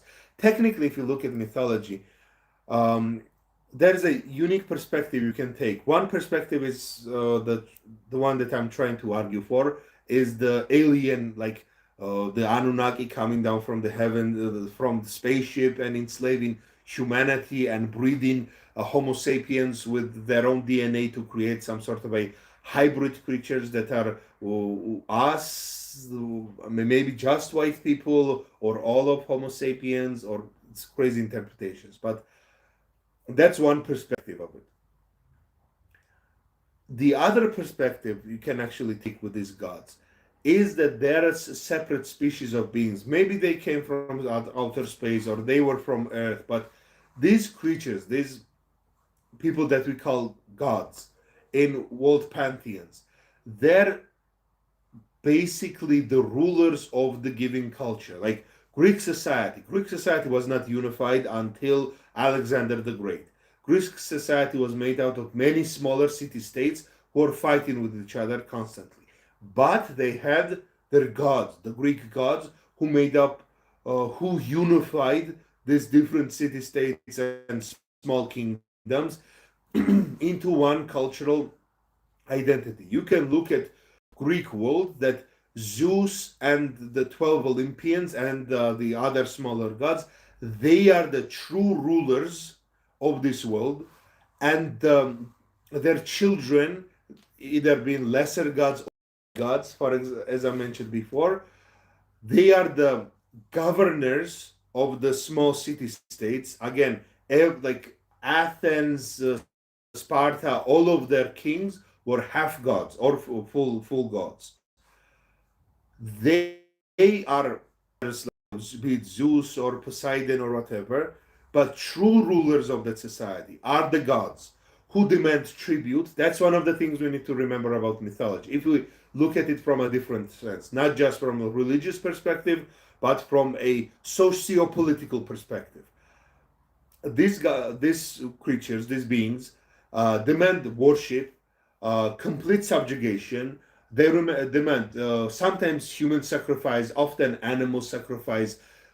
Sacrificing animals to the temple was considered feeding them. So when you're sacrificing the bull to the, I don't know, Demeter to bring you good harvest, you are paying, you are feeding this god to hopefully they will bless you with good harvest. So they have the magical power to bring you good fortune and good weather and good harvest, and you give them bunch of cattle, bunch of maybe even human sacrifice here and there. Again, we must remember that Baal, that people like Jeffrey Epstein and other sacrifice, they were Canaanite gods of grain and prosperity and agriculture.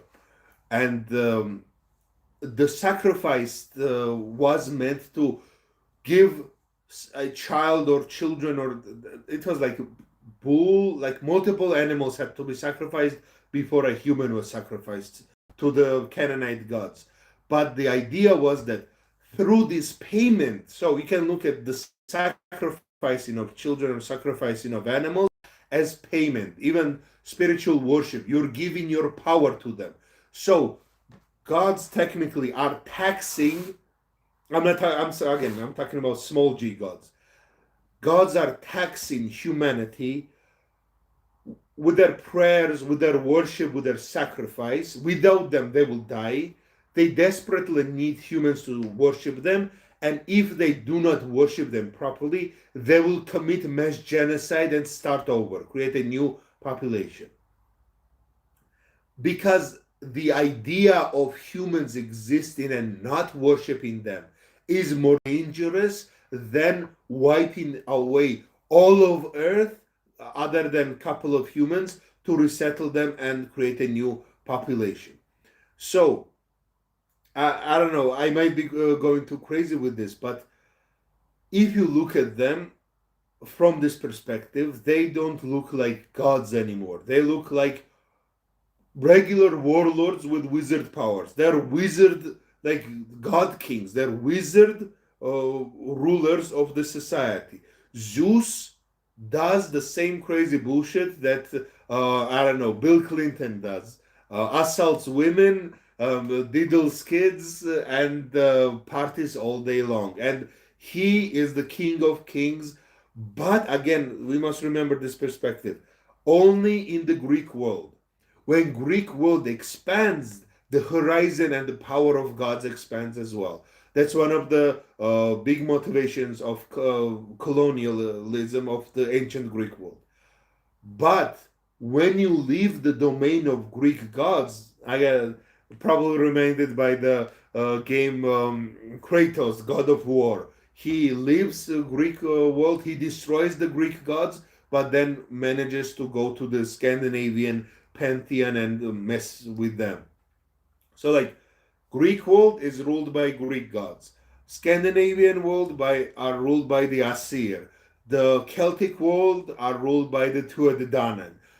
The Babylonian world are ruled by the Anunnaki. The Caucasian world are ruled by the Hutishurebi, the god sons and the high god above. So every region, every major culture was maybe made up of small disparate groups, but their society were collectively ruled by this race of giant wizards. Basically, you can actually perceive them as a separate branch of giants, like ogres who have managed to convince people that they are gods, because ogres and trolls and the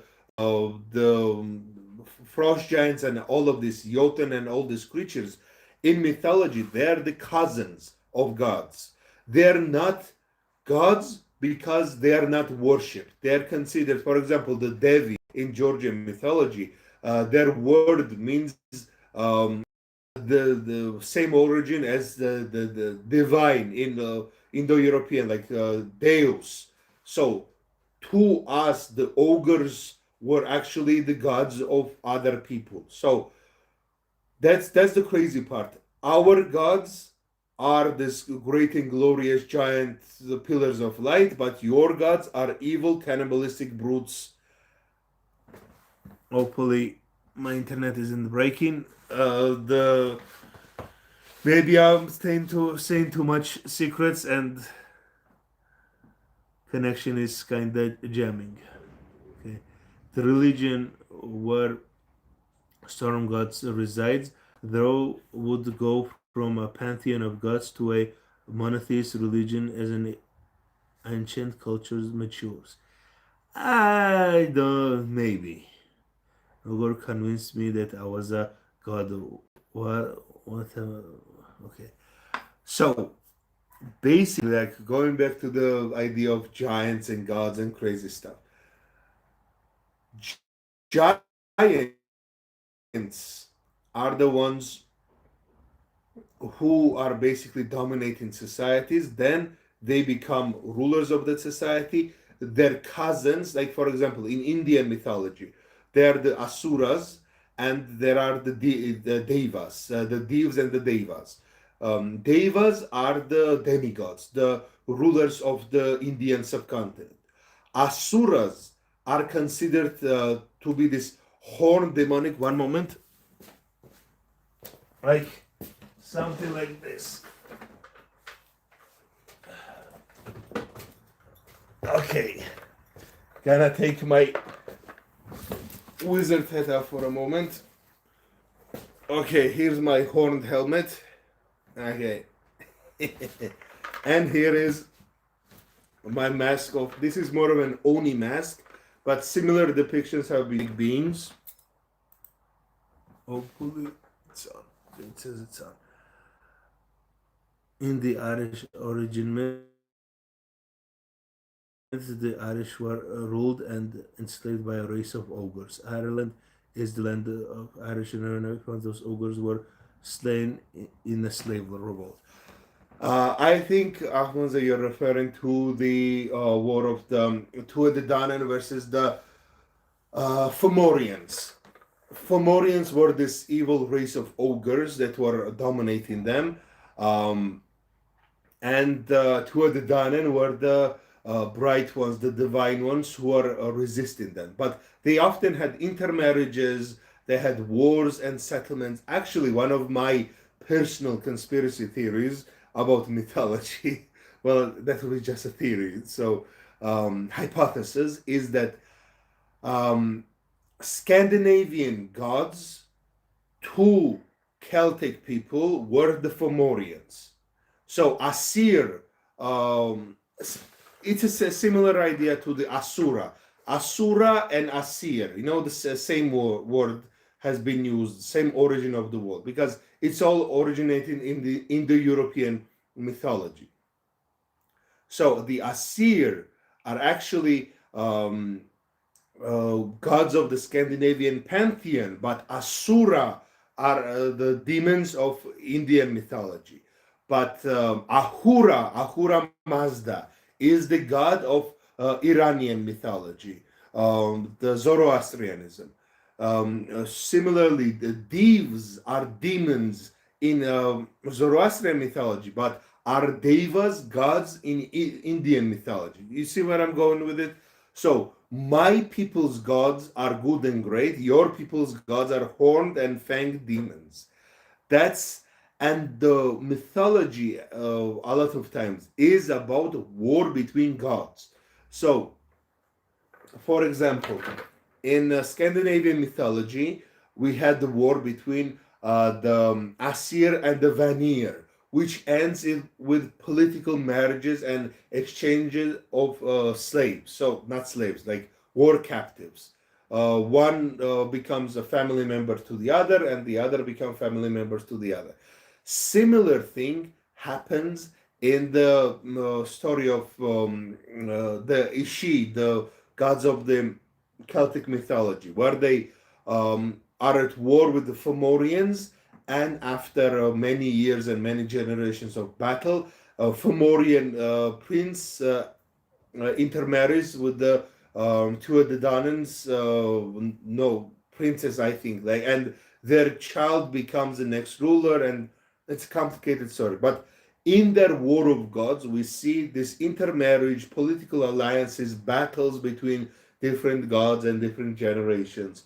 And that might all seem kind of crazy and inconsequential, but if you take the perspective of that these are not actually like stories, or these are not metaphors, and these are actual real creatures, it makes more sense as this like political battle of this like powerful creatures that are trying to dominate the world. They are trying to spread their culture, spread their people, and subjugate others with using humans as chess pieces.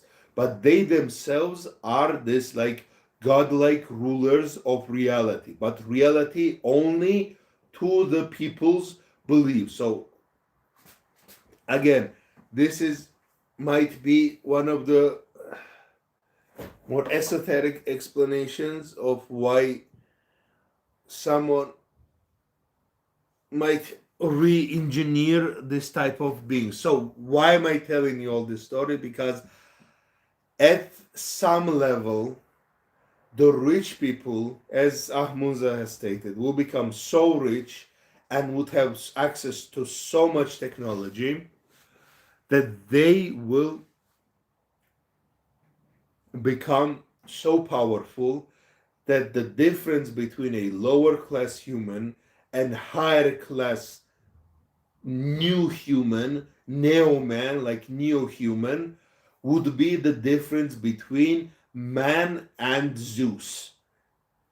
Zeus in mythology is like Zeus and Thor and these creatures, like at the same time they are these cosmic beings, but and on the other hand are just shape-shifting assholes. That's what it boils down to. What Zeus's powers are: throwing lightning bolts and turning into weird things to fuck women and sometimes boys. That's again, those women were pretty young as well. So I think again, coming back to it and reconnecting it to the conspiracy and the files and the crazy stuff is that the worship of these ancient gods, the technological separation from humans, creating designer babies that are 7 feet tall and have super huge brains, is to somehow re-engineer mythological beings like gods or demigods or bagadir or something like that. And I don't think it's gonna turn out well for us. I think what it all boils down to is that the elite are trying to rebuild the Tower of Babel. One of the reasons, my conspiracy now, hopefully this doesn't get my head chopped off.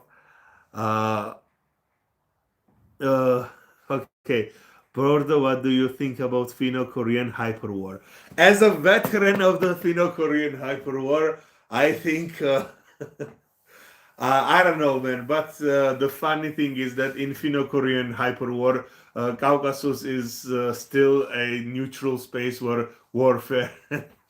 We still have our own independence. There was Georgia back in the million years BC where Finno-Korean hyperwar was going on.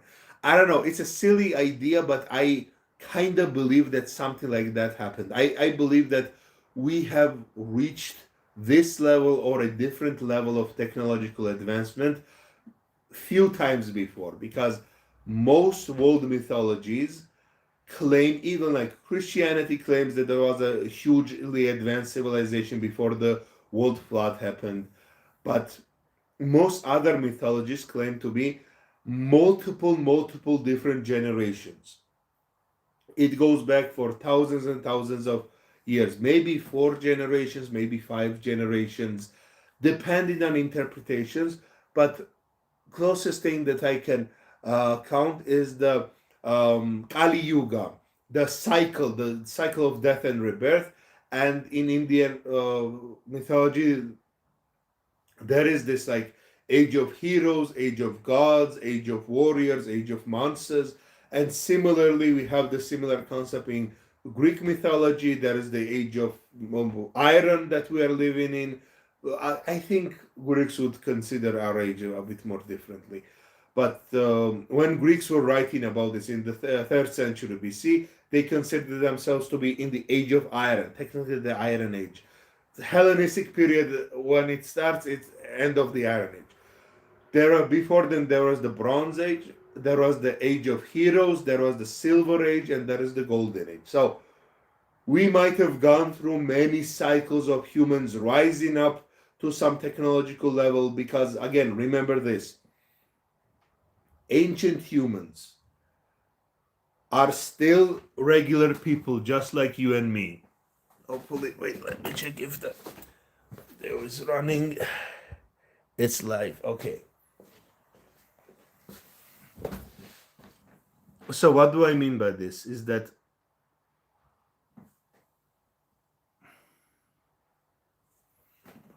Okay, my brain's kind of scattered. So what do I mean by this? That humans have the same intellectual capacity as we do now for at least 200,000, 300,000, or even longer. I find it highly dubious and difficult to believe that humans just discovered how to think past 6,000 years or maybe 12,000 years at most. Agriculture literally appears at the same time from many different parts of the world. Um, like in Americas, in Africa, in Middle East, in Europe, in Asia, humans spontaneously, almost at the same time, start agriculture. Because the real reason is that before then there was the um, ice age, and nature didn't allow to harvest on the farm on an industrial scale. And after the end of the ice age, we had finally the ability to farm again. But humans have existed way longer than the ice age, and we humans have went through multiple different ice ages. So I don't want to go on the level of like spacefaring or super like 5 meter tall humanoid like creatures, but I believe that some level of civilizations uh, with different levels of technological development have existed throughout our history much longer than is recorded. The recorded history, even the oldest stories, be it from Egypt, be it from Babylon, be it from anywhere else, always start by telling that there was a greater age before them.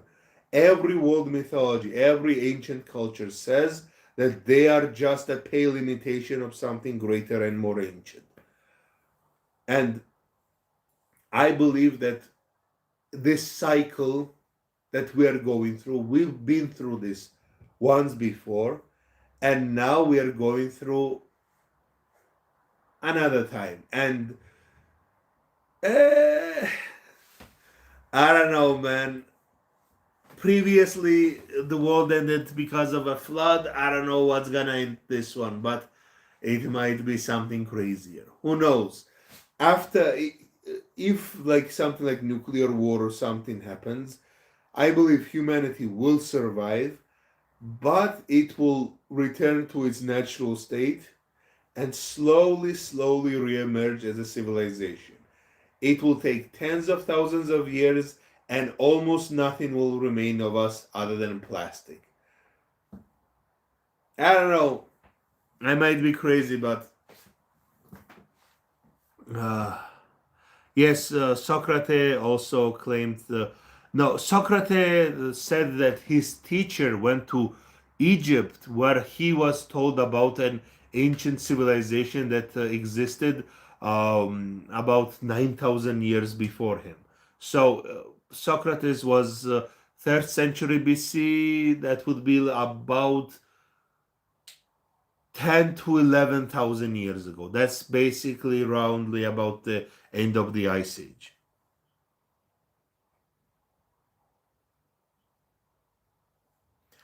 Um, the first time God unleashed the waters, will this time unleash fire?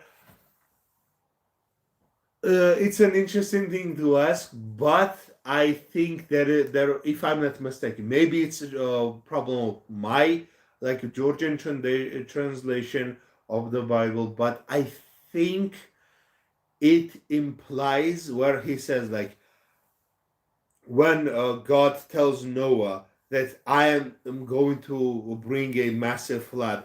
This time, I think it even says, "This time I'm going to bring upon a flood." So this time implies there was another time that he did something else.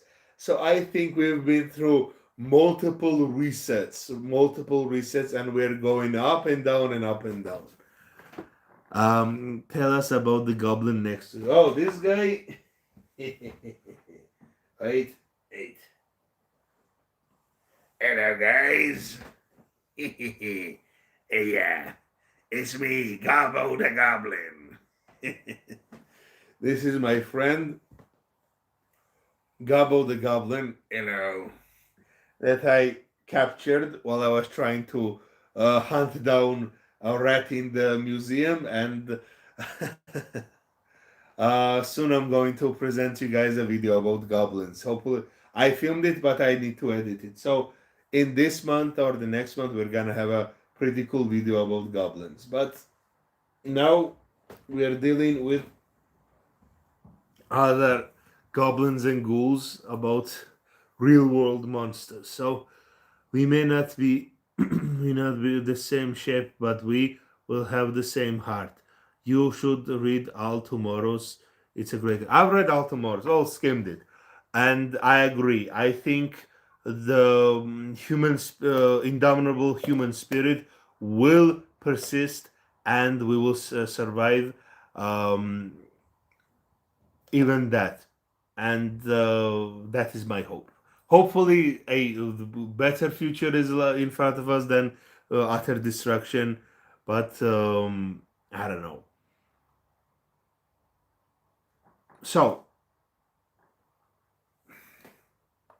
what I hope for is that I don't know, how do we even deal with this situation, because like I go off on different tangents, but the core of this video is about conspiracies and what are true, what are not true, what can be true, what cannot be true.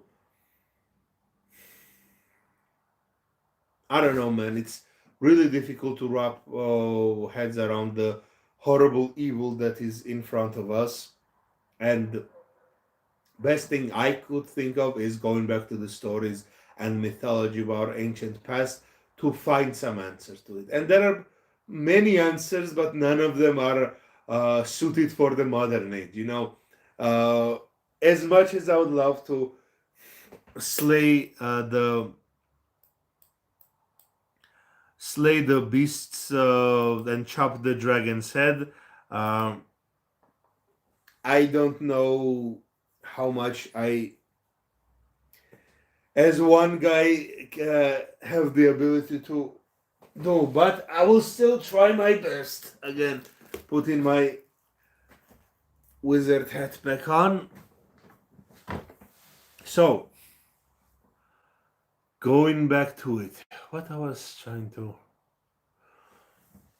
Okay, so many ideas jumping around. Let's read the comments so I can. Uh,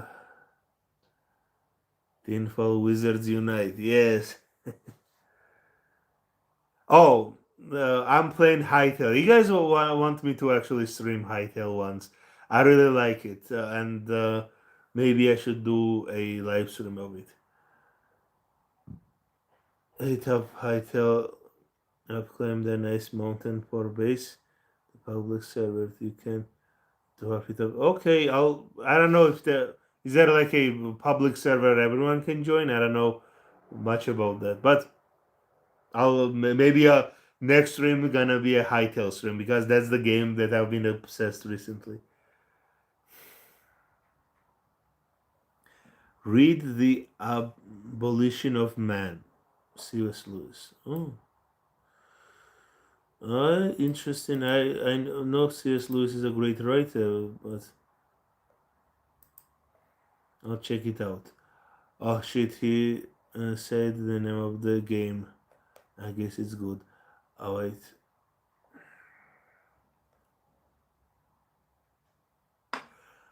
Bordo brother, I think we need a community Discord or something, although Discord is a bit of a pickle right now. I've been thinking of I don't really use Discord, but I should make one, and I don't know how to, but I'll figure something out.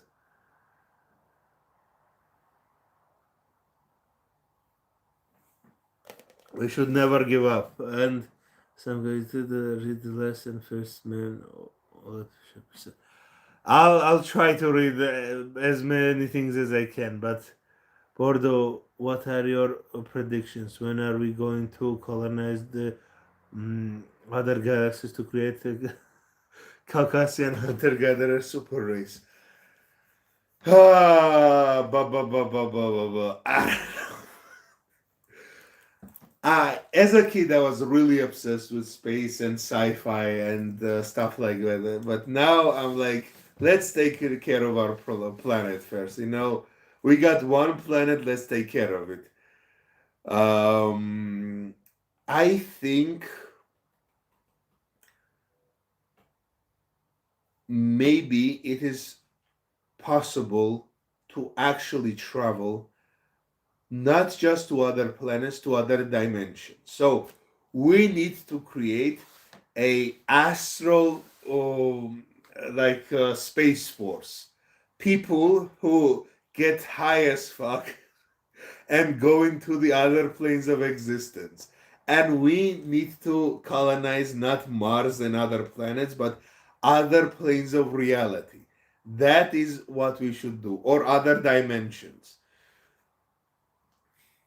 That should be the cause of human evolution. Now, I actually had one story that I've been thinking about a human vessel, a colony ship that gets captured by a gravity pull of a giant gas planet, and humanity has to somehow survive on this gas planet that is big enough it's not letting everyone escape, but there is a zone where breathable oxygen exists and bunch of like hundreds and thousands, maybe even millions of small moon-like asteroids where humans are basically sailing sky ships going around from one floating moon to another and trying to um, survive in this crazy planet, and I had a bunch of crazy alien designs for it. But okay, let's check up what's going on. We need to fix ourselves as people, otherwise, no matter what, planet will be colonized. We'll now have the same problems we have there now. That is 100% true. If we don't bring a good mindset, we're just going to create another hell on Mars rather than hell on Earth. One sci-fi trilogy good for you. Cosmic trilogy and some. I know of course about Chronicles of Narnia, and you can search. I don't maces really just flares for girly men who are too scared to swing one. What? No, maces are cool. Sorry, I bit my tongue. Maces are one of the most useful weapons if you think about it, because it has like spike. There are different heads. There are spiked ones, there are winged ones, there are just mace that is a huge ball that you can swing around. It's a one of the most useful weapons because you don't need, like when you're using an axe, you need to align your swing with the chopping bit of axe and do a slicing motion to get the best results. But flails, they are cool when you're fighting someone with a shield. So when you hit them with the flail goes over the shield and hits them behind the shield. But as a weapon outside of that context, it doesn't carry a lot of force. Okay, that's as an environmental science student, I can say that the mild stable period we are in can be broken out of if we keep on our pollution. That is true. In short, no agriculture, insane weather, and mass suffering. Again, this is my belief as well. I majored in biology and wanted to become an anthropologist for a while, and I was really looking into the ecological effects of human population, like taking humans as a species and how it survives and interacts with the cycles of nature, and the fact that ice age and climate change can be so devastating to the stable form of our society is seen throughout all of our human history. The greatest collapse and disasters is not due to some evil conqueror or some belligerent king. It is human reaction to nature. What do I mean by this? Bronze Age collapse is the oldest recorded, again, not the oldest recorded is literally the story of the flood. But the oldest written down account of social complete collapse is the Bronze Age collapse, which came about the Bronze Age network of creating, because to make bronze you need arsenic and tin, not sorry, copper and tin, or copper and arsenic, which is arsenic is poisonous, so you need tin, but tin is rare metal that can be brought from very far away. So to have a bronze age society you need a complex trading network, but when that trading network collapses because weather becomes much colder, the farmland becomes less arid, and people aren't fed as well. They become starving. Ship merchants become pirates, and the whole system collapses. And it took about 1,000 years. Like the Greek myths take place in 1300s BC. The story of Argona, story of Troy, that takes place in 1300s BC. Socrates and the why am I blanking on him? Uh,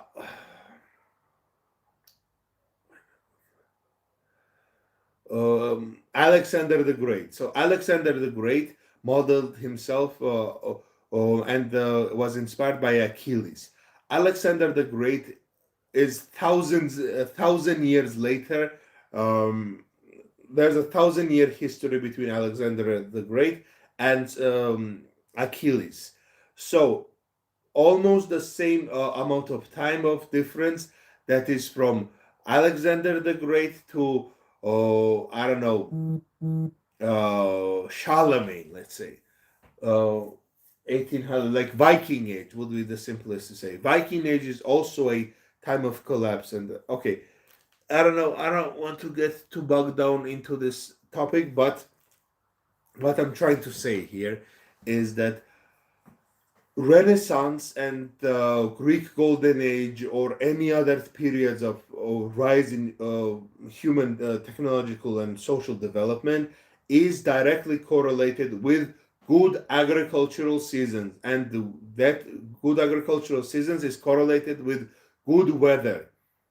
When the weather isn't good, we have mini ice age, starvations, plagues, disease, disorder, chaos, collapse of the empires that was holding it together. But after it gets warm, the industry kicks in, societies develop. So we are deeply dependent on the nature, the especially the ecology. And if we fuck it up, we are going back to the Stone Age, straight up. Um, I don't know if the times are really up, because we live in a cyclical world. It's always up and down and up and down and up and down we go.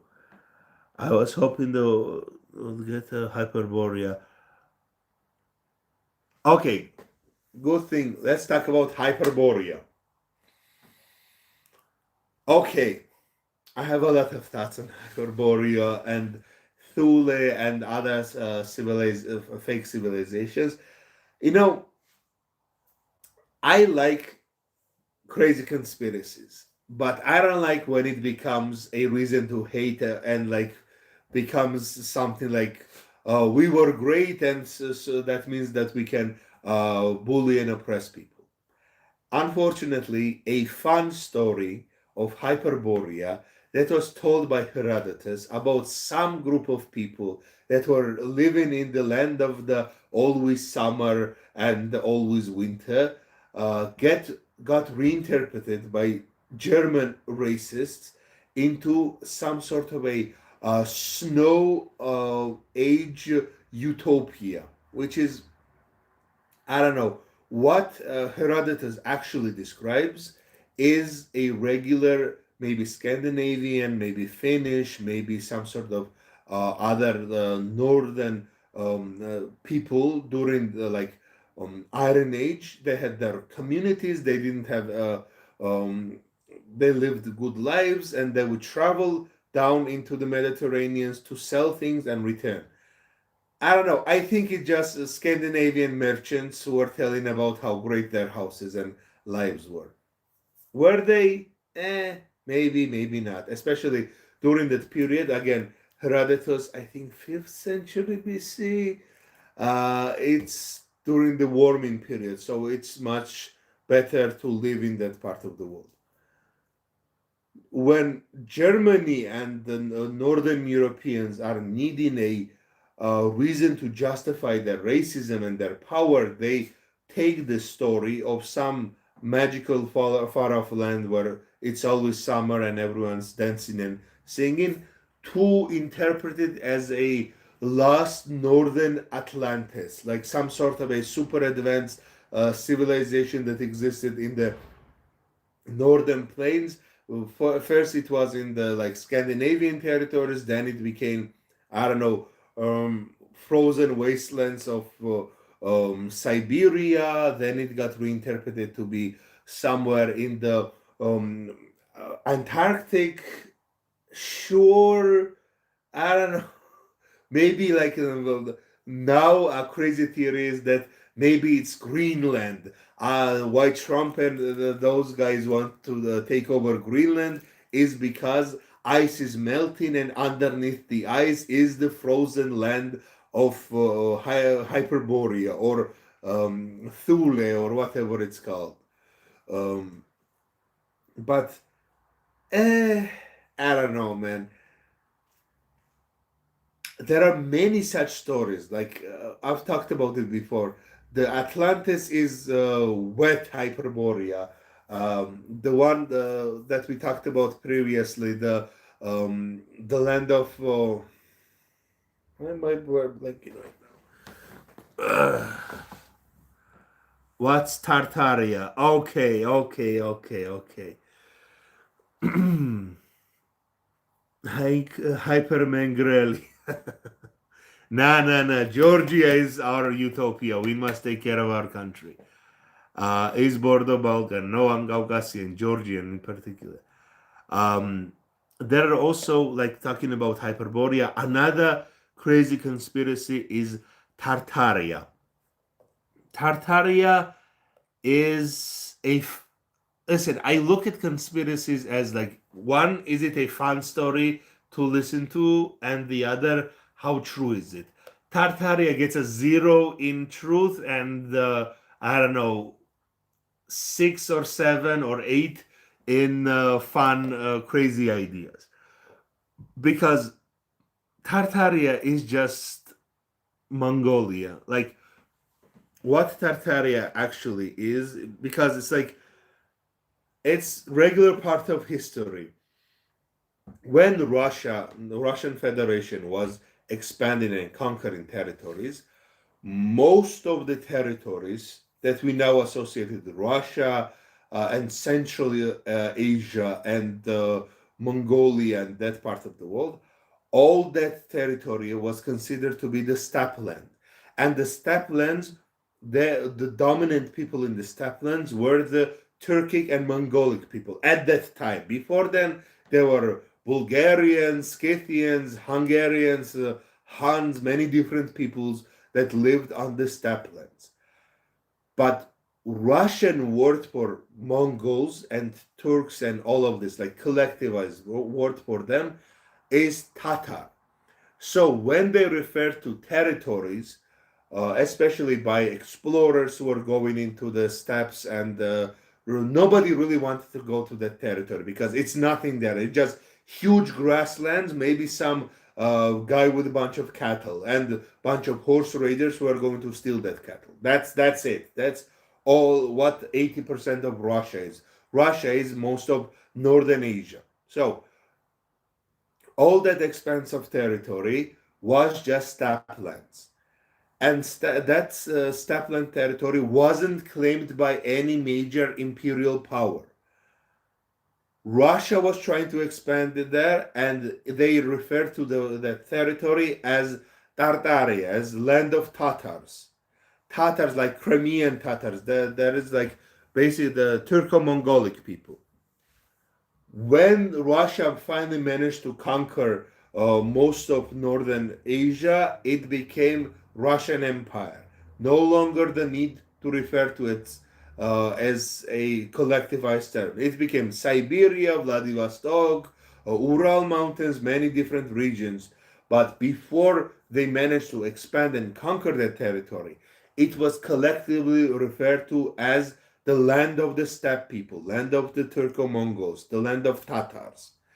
There is no secret ancient civilization in that territory because you cannot have a secret ancient civilization in the steppe lands because as soon as you put two rocks on top of each other, some motherfucker with bow and arrow and wearing a hat like this would come and break your two rocks, kick it down, and steal your cattle.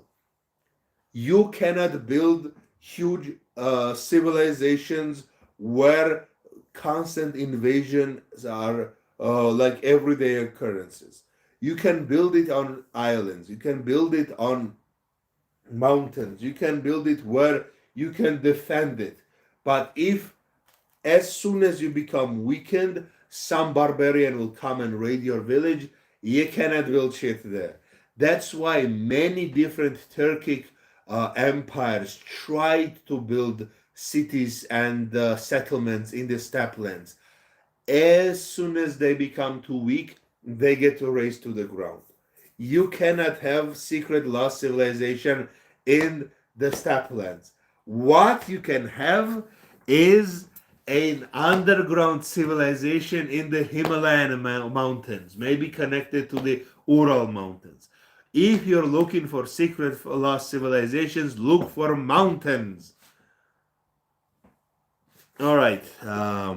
What is going to happen with Russia, in your opinion, if Georgia enters European Union?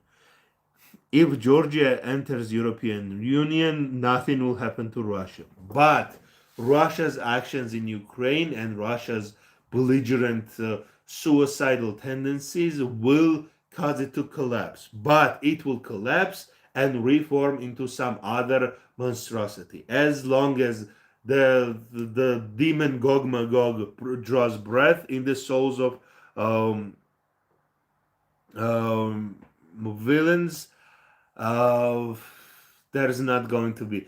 The best thing we can do is return the Tartaria to the Tatars, the steppe nomads. Give the bikes with machine guns and let them roam the steppe lands. Return it to their natural inhabitants.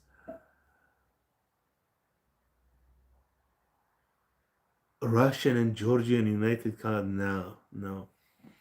Best thing that could happen with Russia's collapse is that Northern Caucasus becomes independent and becomes self-governing. That it can exist without Russian intervention. But right now, it's really impossible because Russia specifically created political and cultural environment there that they're completely based on the state.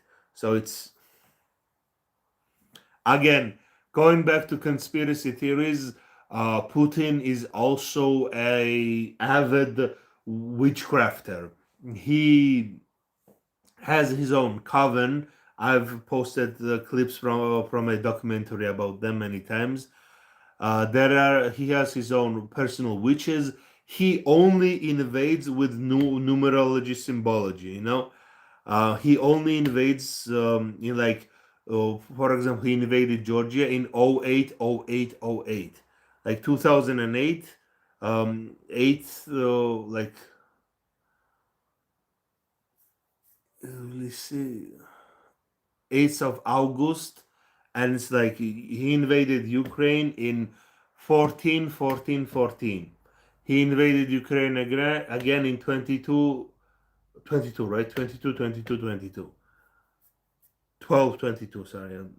My brain is broken. Okay, let's try to. I wish we were all in person having a drink in this conversation. Yes, chatting isn't realistic. A bicycle mounted machine gun would only work if you ride it backwards. You're basically reconstructing chariots at this point. You need someone who is riding it and someone in the back who is shooting. That's chariots.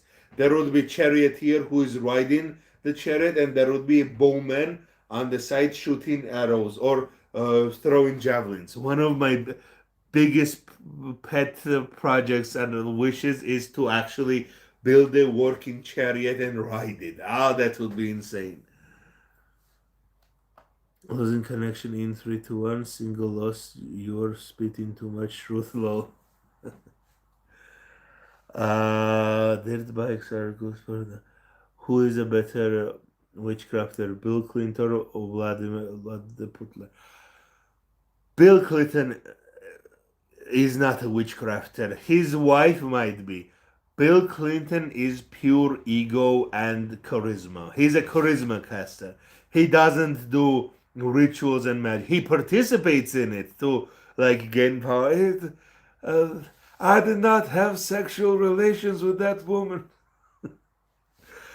He will definitely come to any weird sex party, be it a cultist or not cultist. But Vladimir Putin is deeply, deeply involved in occultism. Ever consider doing a videos on Georgian food culture? I am going to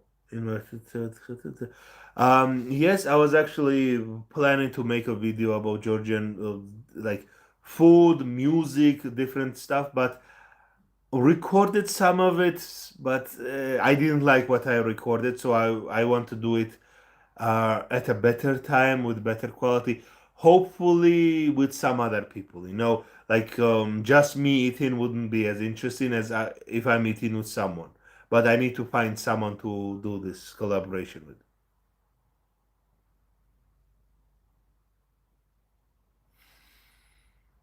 Ahmuze, you're a genius. Chariot pulled by motorcycles would be insane, and I love it. Thank you, thank you. There's a good podcast called Lord of the Spirits. I'll check it out. Um, all right, let's try to. I'm training a Welsh mountain pony and plan to build a chair. Oh, that would be so fucking cool. That's not even okay.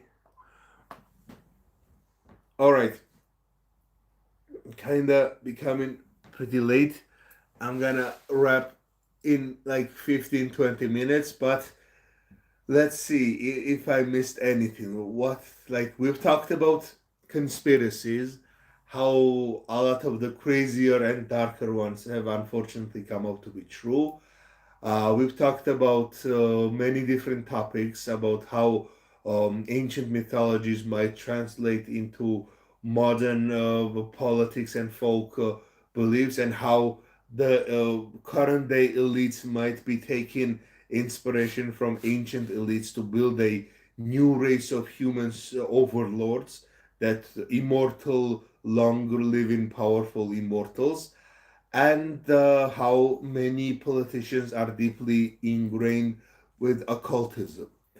But also lost civilizations, which is one of my favorite subjects of lost conspiracies, is like, are there lost civilizations? Especially, for example, we talked about Hyperborea, we talked about Tartaria. Let's, other than Hyperborea, a few things I wanted to say about Hyperborea specifically is that um, I one of the biggest reasons I don't really vibe with Hyperborea is that how much it is ingrained with racist beliefs, especially like right now. We're talking about Russia and Putin and stuff like that. Russian government is heavily using Hyperborea and those kind of conspiracy theories and cults that there's like a Russian cult that is derived from, I think, like Latter Day Saints, the Jehovah's, not Jehovah's Witnesses, maybe some Jehovah's Witnesses, maybe some Mormons, of presenting Europeans as like these aliens with like, if you have blue eyes, you're from like alien super race, and if you don't have blue eyes and you have brown hair or brown skin, that means you're this like barbaric subhuman, and there are these aliens that are trying to communicate with us, and they're trying to merge with us, and all that crazy bullshit that I really don't vibe with. That's like, I don't know, man. Why, like, I don't know. So why bring hatred into everything? You know, like, but to go to that point of this like lost civilization, ancient beings, aliens coming in to control the planet or free us from evil like domination, blah blah blah. One theory that I'm particularly fascinated by is the theory like Agartha. Agartha has been taken over by neo Nazis. That's one of the unfortunate things. But Agartha is not connected to Hyperborean. Like, two ideas have merged. Of course, stupid people don't know the differences, because Agartha is from a Mongolic steppe nomad people, and more closer to the Tibetan mountain folk belief that there is a king under the mountain, a whole civilization awaiting reemergence of humanity into a higher state of being, and they are immortal race of beings that are dwelling in the underground and waiting to emerge and reestablish dominance of human race. Kind of crazy, but that has been taken over by neo Nazis and connected to the idea of the Thule society that claim there is a lost Aryan civilization up in the Arctic, and then combined with the theory of the underworld stories from many different worlds, that there is this lost or separate civilization that is inside the hollow earth, or like inside a hollow part of the earth, or maybe behind the ice wall or underneath the ice sheet of the northern frozen lands, and they are the ones manipulating society, and they are the ones trying to emerge and dominate the earth. But if you look at actual mythology, people who live in the underworld are not the ones you wanna mess with, are not the ones you wanna go to. Underworld is where hell is. This is the demonic place. Heroes of heaven, in for example in Georgian mythology, it's heavenly heroes vanquish demons and giants, monsters, and banish them to the underworld of the Caucasus Mountains. And they are the ones who dwell in the underworld. Not the good guys, not the ones you want to hang out with, but the bad people who want to cannibal. They are also cannibals. That's one of the connections I wanted to make. Our ruling cannibals and the mythological underworld dwellers are both these elite, highly educated people with access to magic or science or technology, and they use it to kidnap children and devour them.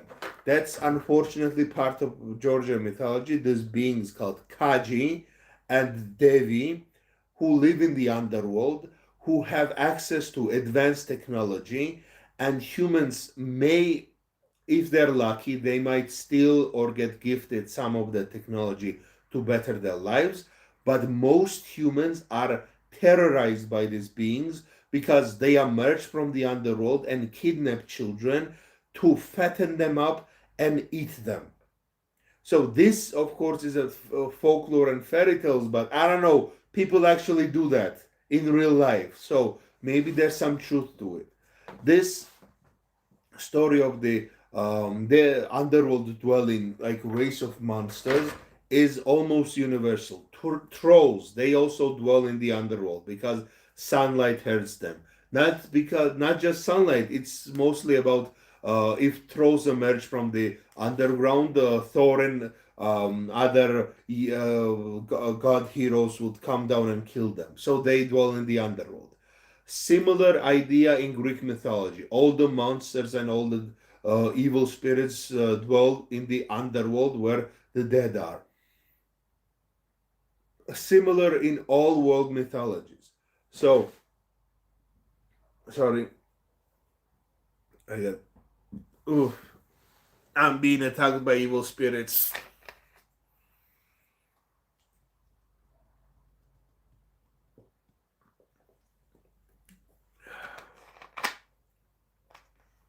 All right, sorry.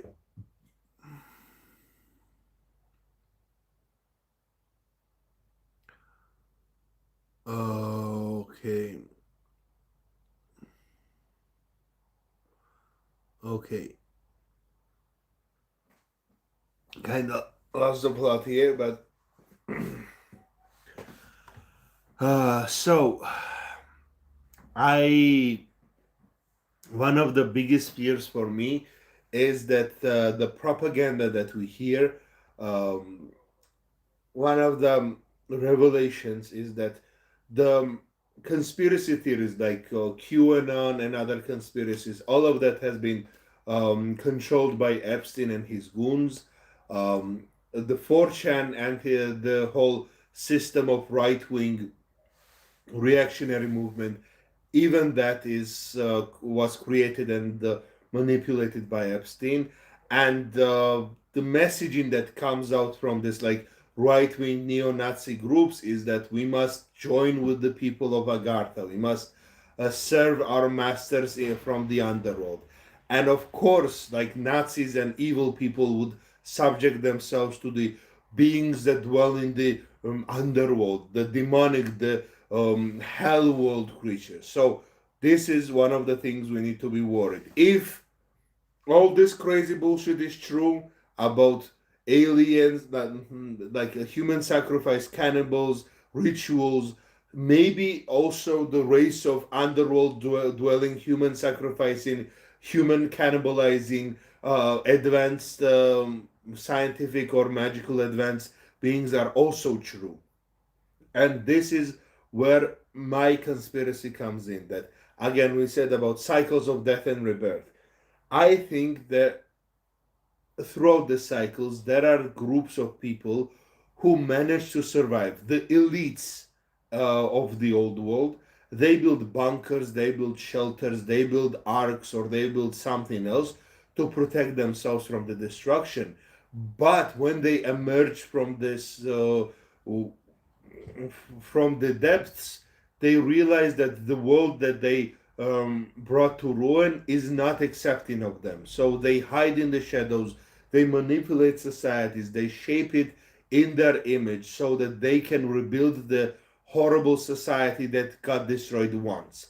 And that is the my crazy, I don't know, silver pot theory. Of course, for my fantasy urban setting, not in real life, of course not. Nothing crazy happens in the real world. And, sorry, going back to it. Okay, why are we meme magicking in the comment section? Why are we posting Pepe memes or frogs? Uh, There are no gay frogs in my pond. um, One of the biggest disappointments for me is how Alex Jones, someone I thought was on the down low and was awoken to the reality that we exist in, got fully corrupted by the system. And I don't know, man. Not me though. If you catch me sleeping like that, you can slap me around. Make a deal of that. Okay, I don't know. This is where the lizard snake race of blah blah blah blah also comes in. I don't know. We live in a crazy time period. Okay, it's becoming really late here. I got meetings tomorrow. It was really fun chatting and hanging out with you. Again, we got nothing crafted other than just ranting and raving, but I'm going to work on more to build out the community. Thank you for everyone engaging with this video. I will make the Discord, maybe not today, but soon enough. I'll make the Discord group or some other group. And I have many, many, many, many, many videos filmed. I just need to somehow edit them. Oh my God. Editing is so difficult.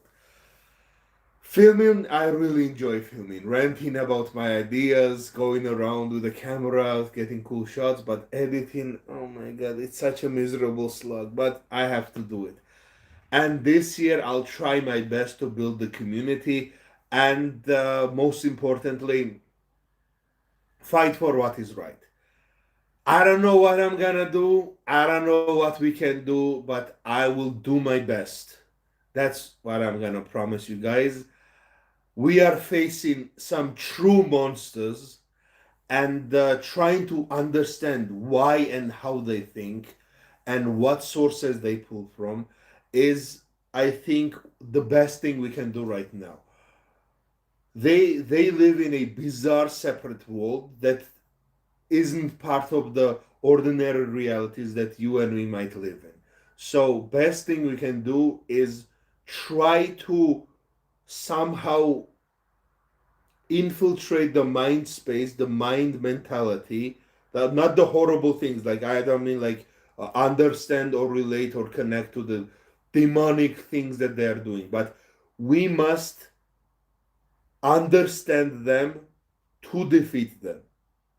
That's what I'm gonna say. Of course, I'm talking about vampires from the Vampire the Masquerade and technocracy from the what's the name? The World of Darkness about wizards and stuff like that. But I don't know. Hopefully, I even make a stream or like I don't know, man. I make crazy promises, but like okay, next time we gotta work on how do we start a second crusade against the vampires. Of course, in the game, not in real life. And I don't know, man. Hopefully, you are doing well in these difficult times. I'm rambling at this point, but I'm gonna wish you all a happy night, happy day, and we're gonna stick it together. Nobody is giving up, nobody is killing themselves, nobody is surrendering to the void and the evil that is consuming this world. We are fighting it, we are fighting it in our hearts first and in our communities, and if we change one person's day for the better, each one of us will make a better world in our after we are done. I don't know, man. Thank you. Love you guys and take care. Ugh.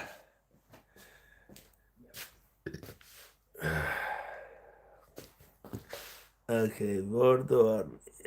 How do I stop this? How do I stop the video?